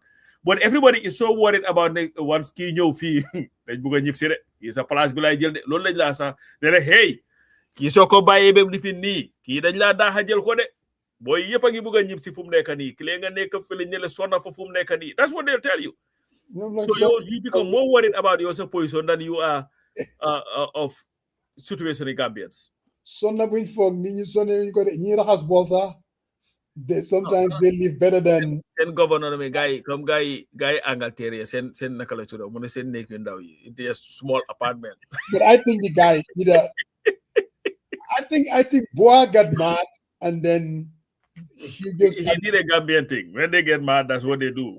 He spoke big time. Now he get angry, and sometimes you want to just lash out, and that's what he did.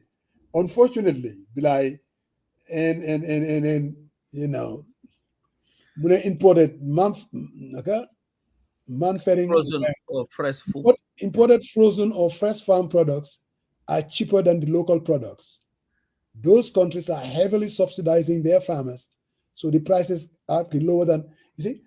But you see that Hamgalan Monica did disadvantage. Moda Gabe favor from Neka. Because the tariffs come in, manufacturing. I'm telling you. If government decided, yes, they are heavily subsidized. You're right. The farmers can sell it. But, I mean, if government says, if you bring a bag of onions, I'm going to put 30%, 40% tariffs on it, that would make the local farmer to be very competitive. Manduma ban the importation of this day. No, I'm not into that business of banning. But wallahi, I'm going to call it protectionism, if you want to call it that. But I will protect local industries. Not all industries can be protected though, because maybe the supply is not there. But if I see an industry, let's say horticulture, the Kafosini, they are trying with their onions and their green peppers and the mangoes and things like that. I am putting a heavy tariffs on those imported goods to make sure that the local farmer is in a position to be very competitive. The moment you do that, people start saying that the local farmer, and this is the thing, Pasamba. You are in a small village. The local farmer is into the dairy, mom ay katulak yoy la am.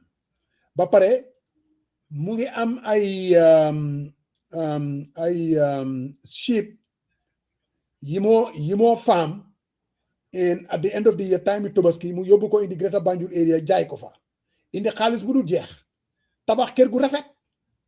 The moment the villagers see that, ñu ne fii la, we're also going to do exactly what this man is doing.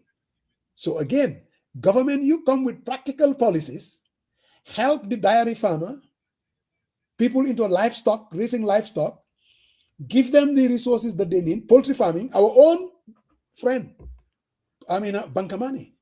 Banka is a poultry farmer. That's what he does. In fact, outside of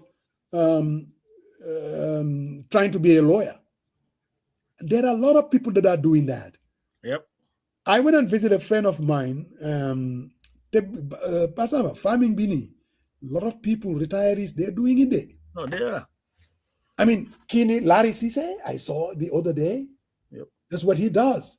And you know who also does it? You know Justice Charno Jallo? Yes, yes. So I have to go to his farm. He grows the nicest fruits, Waji. He grows everything on his farm. Sometimes he puts it on his status on WhatsApp. So people see it. People see they you know what? There is a market for this. The question is, what role can government play? And maybe this is something, a brainstorming, a town hall, a meeting that needs to happen with the Minister of Agriculture.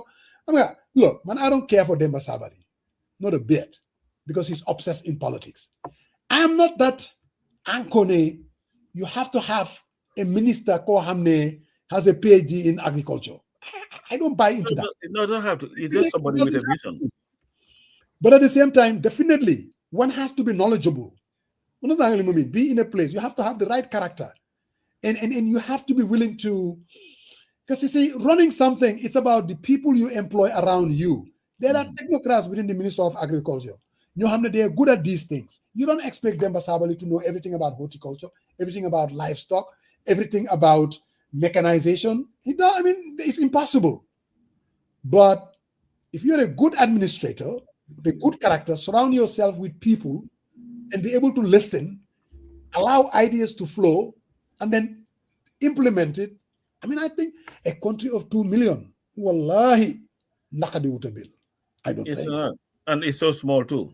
It is small. And another thing is we have a very educated population. It's not like back in 1960. Seriously. Most of these people, they have at least on average a grade 9, grade 10, grade 11 education. So it's not that they are not trainable, they are. They can at least read and write. The mechanical accuracy may not be there. All over the place. We don't know where to put a full stop or a comma. But again, let's bring in the right government, in the DOI government, and they will change things. Bold, different, visionary, ready to take the country to the next level. And that's UMC. I'm sure Kebasi is saying, Haniko, bring A&M Dabo, a man with integrity. He has demonstrated that for the past 30 years. Put him at the helm, and he will solve the problem. And Omar Loom is telling you to bring Esa Fall Sobeya. Omar Loom, Esa Fall. Wow, here's the solution. You have Yaksin, Kinga Hamne Ag Boy Fati. They believe let the status quo remain. Continuation. Barrow has been doing what has been doing, bringing electricity all over the place. Road construction. You know, Sulani Joe Deo ak Lola Barawa. Bullet de na war koy nam. Gëna mom dono ñu Deo ak suñu duggé reer ñu war ko nangu.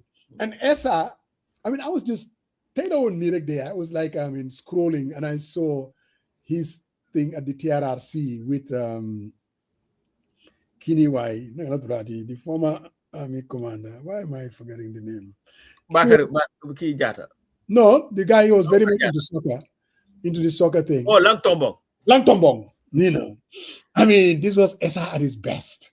Seriously. And Omar Lum, you're right. Esa came and he showed his hand. Everybody. So it was Suba. No, bro, why kita Esa lenko orona jo. Esa was the man. And yes. So Omar Lum, if you say that, people should definitely listen. Like somebody like Esa, I mean, a very successful lawyer, an outsider coming in. Maybe that's what the country needs. But when everything is said and done, well, the choice is the Gambian people. This comes down to us. Yeah, so I'm thinking about this time that we're gonna them register in April. Man, why did you deny? When are the dates again, sir? I think it's April. It's April. It's a whole month. Now mid-April, May, something like that. Yeah. But I think it is important for every individual to register. Participation, I think, is absolutely necessary because that's the only time that you have a say in the matter. Mune Musa, if you invest in Kaur, invest in Wuli, which I'm doing, things will change. Government cannot do it all, but Gambian only building. Ya waxati degit jañ nar xamna ne koor gi japp na la nak moy li nga wax nonu. I absolutely agree that, but now Musa Jeng is only going to invest in Kaur when the returns are there. No one is just going to invest in Kaur. In as much as I love my Dandimayo, everything about me, it's about Kaur, really. But I will never throw money at it just because of my love for Dandimayo. Enabling environment, Mam Lisa, April 1st till May 15th, I think. Yeah, it's not April 21st. Oh, April 8th to May 21st. It's supplementary. It's not a supplementary. Why gonna if you do after 2020, if you nega 18 after 2020, yeah. Huh? Yeah, but I'm encouraging the opposition, really, that I agree with you, Musa. Damfa. UMC brilliant and they think outside of the box. Bold as hell. I agree with you, Musa. Leadership is not defined by the level of one's formal education, but by the ability to surround oneself with knowledgeable and competent individuals who are willing and well equipped to help steer the affairs of country. The Minister of Agriculture in particular requires serious case research. It reportedly has one of the highest numbers of doctoral graduates in the public service, yet it remains among the least productive. And I mean, I'm all for that. I'm all for people that are educated. But lege, it's not the silver bullet day. Not necessarily, really. I mean, you can be, again, because you can't even know everything. I mean, possible, bro. What I know is what I know. I mean, you went to college, you get a bachelor's degree, you get a master's degree. Since I graduated, what have I been doing? I've been working in the hotel industry and then just working in spreadsheets and counting money, and that's all I know. Understand what I mean? So if you were to take me today and make me the Minister of Finance, oh yeah, I mean, I've worked on budgets. You know what I mean? But I've never worked on government budgets. Do I need people around me that have what it takes? The most important thing is the willingness to listen, the willingness to think outside of the box. You have to be very bold. That's what you need. You have the right people. Don't know rek de. Bro, ni rek lañ ko fi defé budget bi dal ni lañ ko fi dan defé for the past years. Yo tamit, for convenience and easy, you just go along. No. What we need moy ku ñew boy bi jaxase affaire yépp. You know what? It hasn't been working. We need to rethink this. Surround yourself with people outside of the box. Pastor Mamata Sumane president, I'll tell you this. Barrow, for instance, he has economic advisors, Ministry of Finance. I am going to have my own economic advisors. No, they don't have a dog in the fight. Yep. Not government. I will allow government to do what government does. But man, I'm going to rely on people, they have experience. When they tell you this doesn't work, because definitely and it didn't work, and the reason why it didn't work is because of this. I don't. Yeah, you can. They can be an informal group, but they don't even have to. And say, you know what? Okay, especially let's say I'm going to come back to the diaspora. Let's say for education from Nekani, like higher education also, you have people like Dr. Sen that you can just invite for lunch to the State House and say, you know what? I really want to meet with you also. And said, you know what? I just want to pick your brain on this thing. What do you think we can do better at the ministry? But then you have to be able to listen to what somebody says, analyze it, and then go on. Because you can do that. Somebody who is, let's say, come Jagan Gray Johnson with his expertise with open society on transparency and all that stuff. Hey, Jagan, you know what? I know we don't see eye to eye on some of it, but you know what? I am really interested in what do you think we can do better to be able to solve this corruption problem? What is your idea? You can do that with people, And so I guess you can form a group of people with different ideas who you can sit with, and they can just tell you the truth, the undiluted truth. What is going wrong. And you just have to swallow. It's not about you. It's about the country. And I know I'm going to sound very, kind of pushing Talib Ahmed Bensouda and UMC, but go to KMC, for instance. And I heard Talib said this.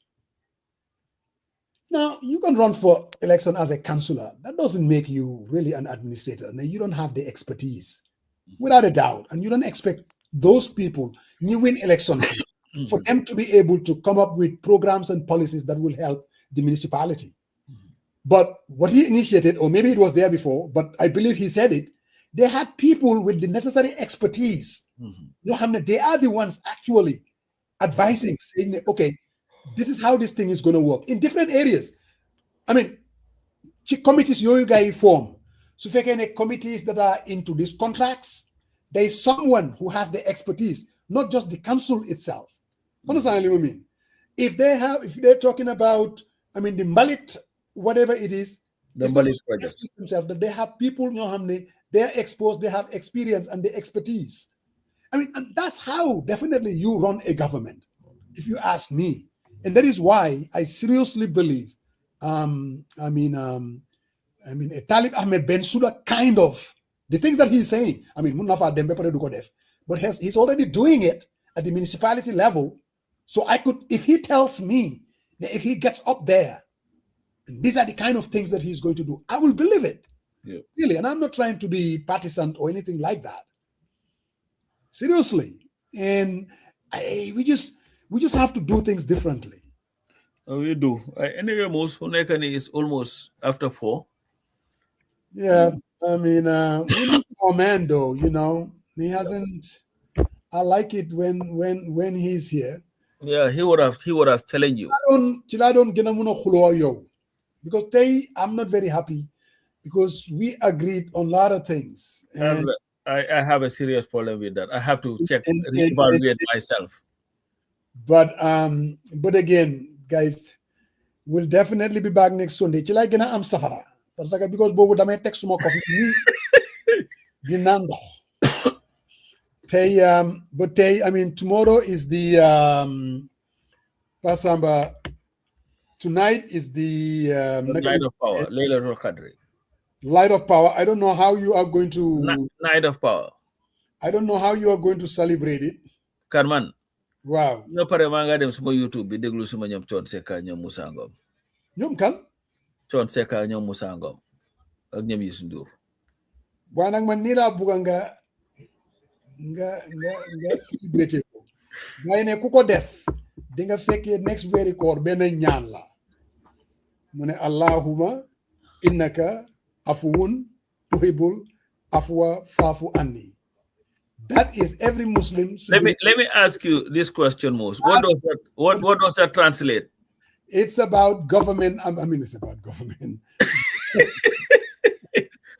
We've been talking about minedal kuko sakal ci sa lameñ wi tay ci guddi gi ni yalla dina la jéggal mbolem bakar mom moy pardon mom moy jéggale again, Allahumma innaka afuun tuhibbul afwa fa'fu anni. That's how it's said.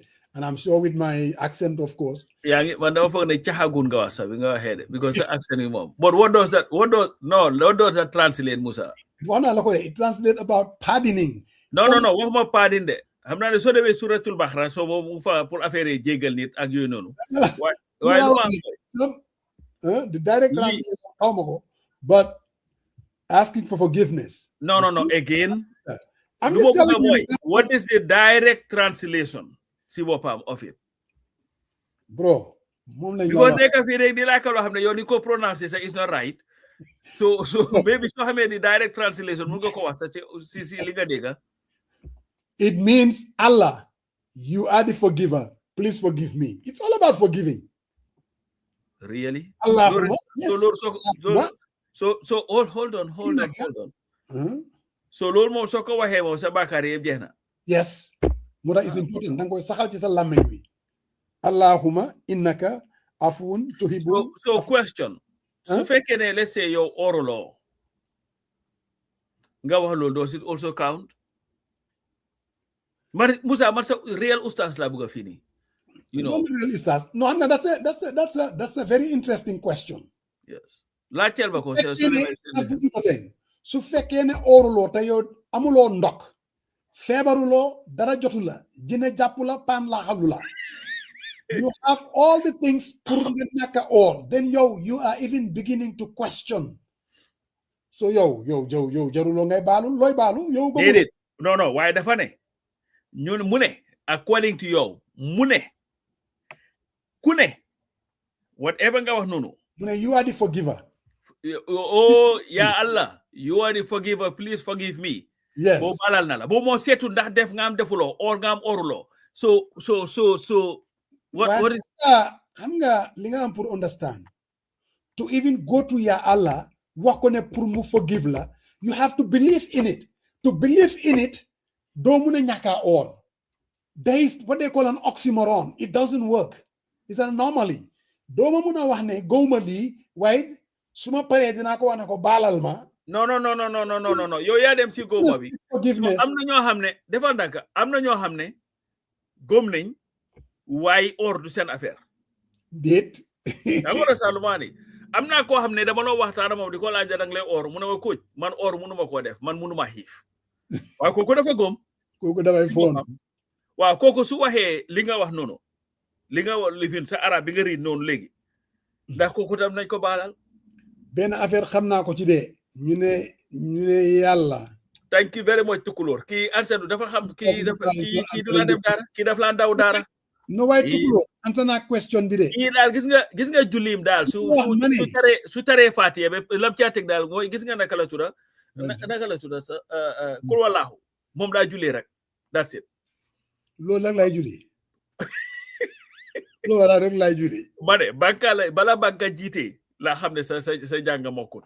So dëgg la ñu bàyyi ko foofu because bëgguma lay rus gis nga maam lii sax mu ne yàlla dafa bari yërmande ay gom naa loolu yàlla bari na yërmande pour def loolu because man dégg naa ci yenn ustaas I mean you know this guy who never believed in God blah blah all his life ci bari lay nekk do all these things but at his deathbed all he had to do mooy tudda turi yàlla rek yàlla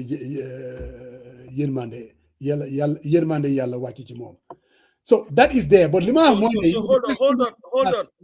hold on ustaz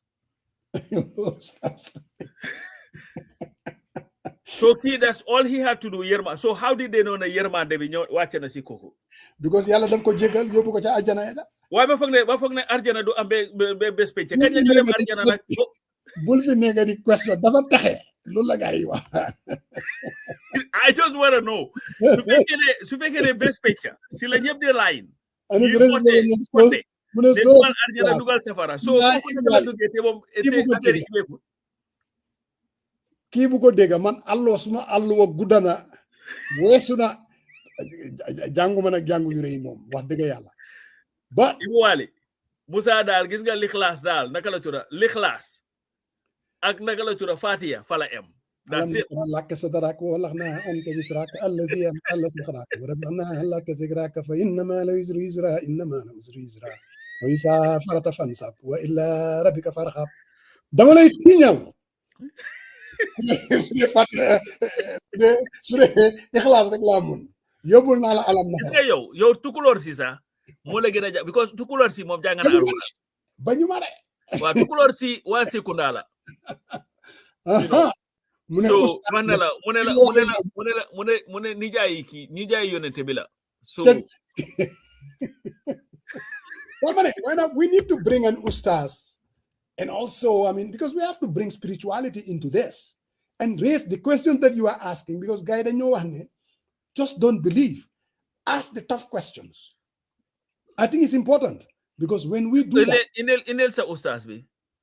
Ustaz quartier defin naka la tura. Moom jàppaguñ ko ndax moom bokkul si gars yi tuumal. Kan la noonu? Ustaz naka ku la nekk quartier general. Oh, Mopal.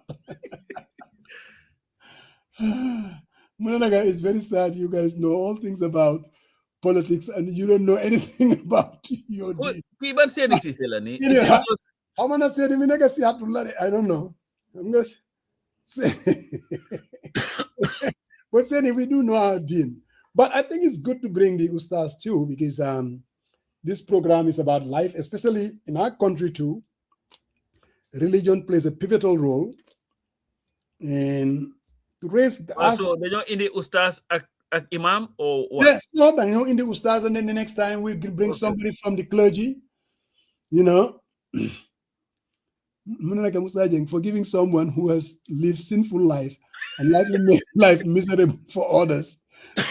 Sound like true mercy on justice. Me, I have a question there. I mean,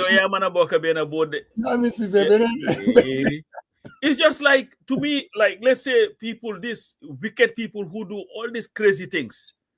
Imam Fatih, no, but we need somebody like Imam Fatih. It'll be very interesting. But we've tried Imam Fatih before. I think Banka had tried to bring him here. I think he will not come. You know who we need to bring? That young guy, very dynamic. I have his number. I know the guy that you're talking about. I really like him. I think that guy, because Mom, he's a modern imam, I think. I mean, he will be able to deal with social and political issues. I think it will be very interesting to have somebody like that. Definitely. Really. But anyway. Remember, it was a good one. And thanks to everybody else. And of course, we have to thank our Abdul Karim Stala.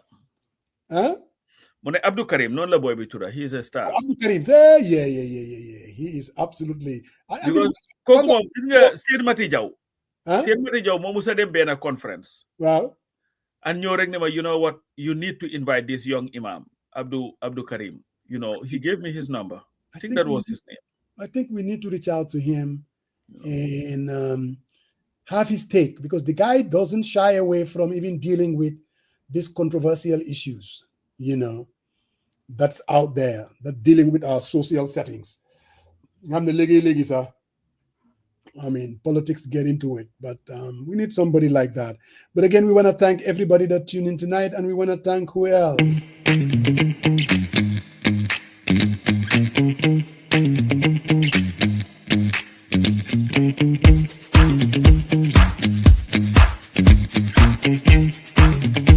No deposit, flexible payment plans, and lots of discounts. Get your Lakeview apartment today.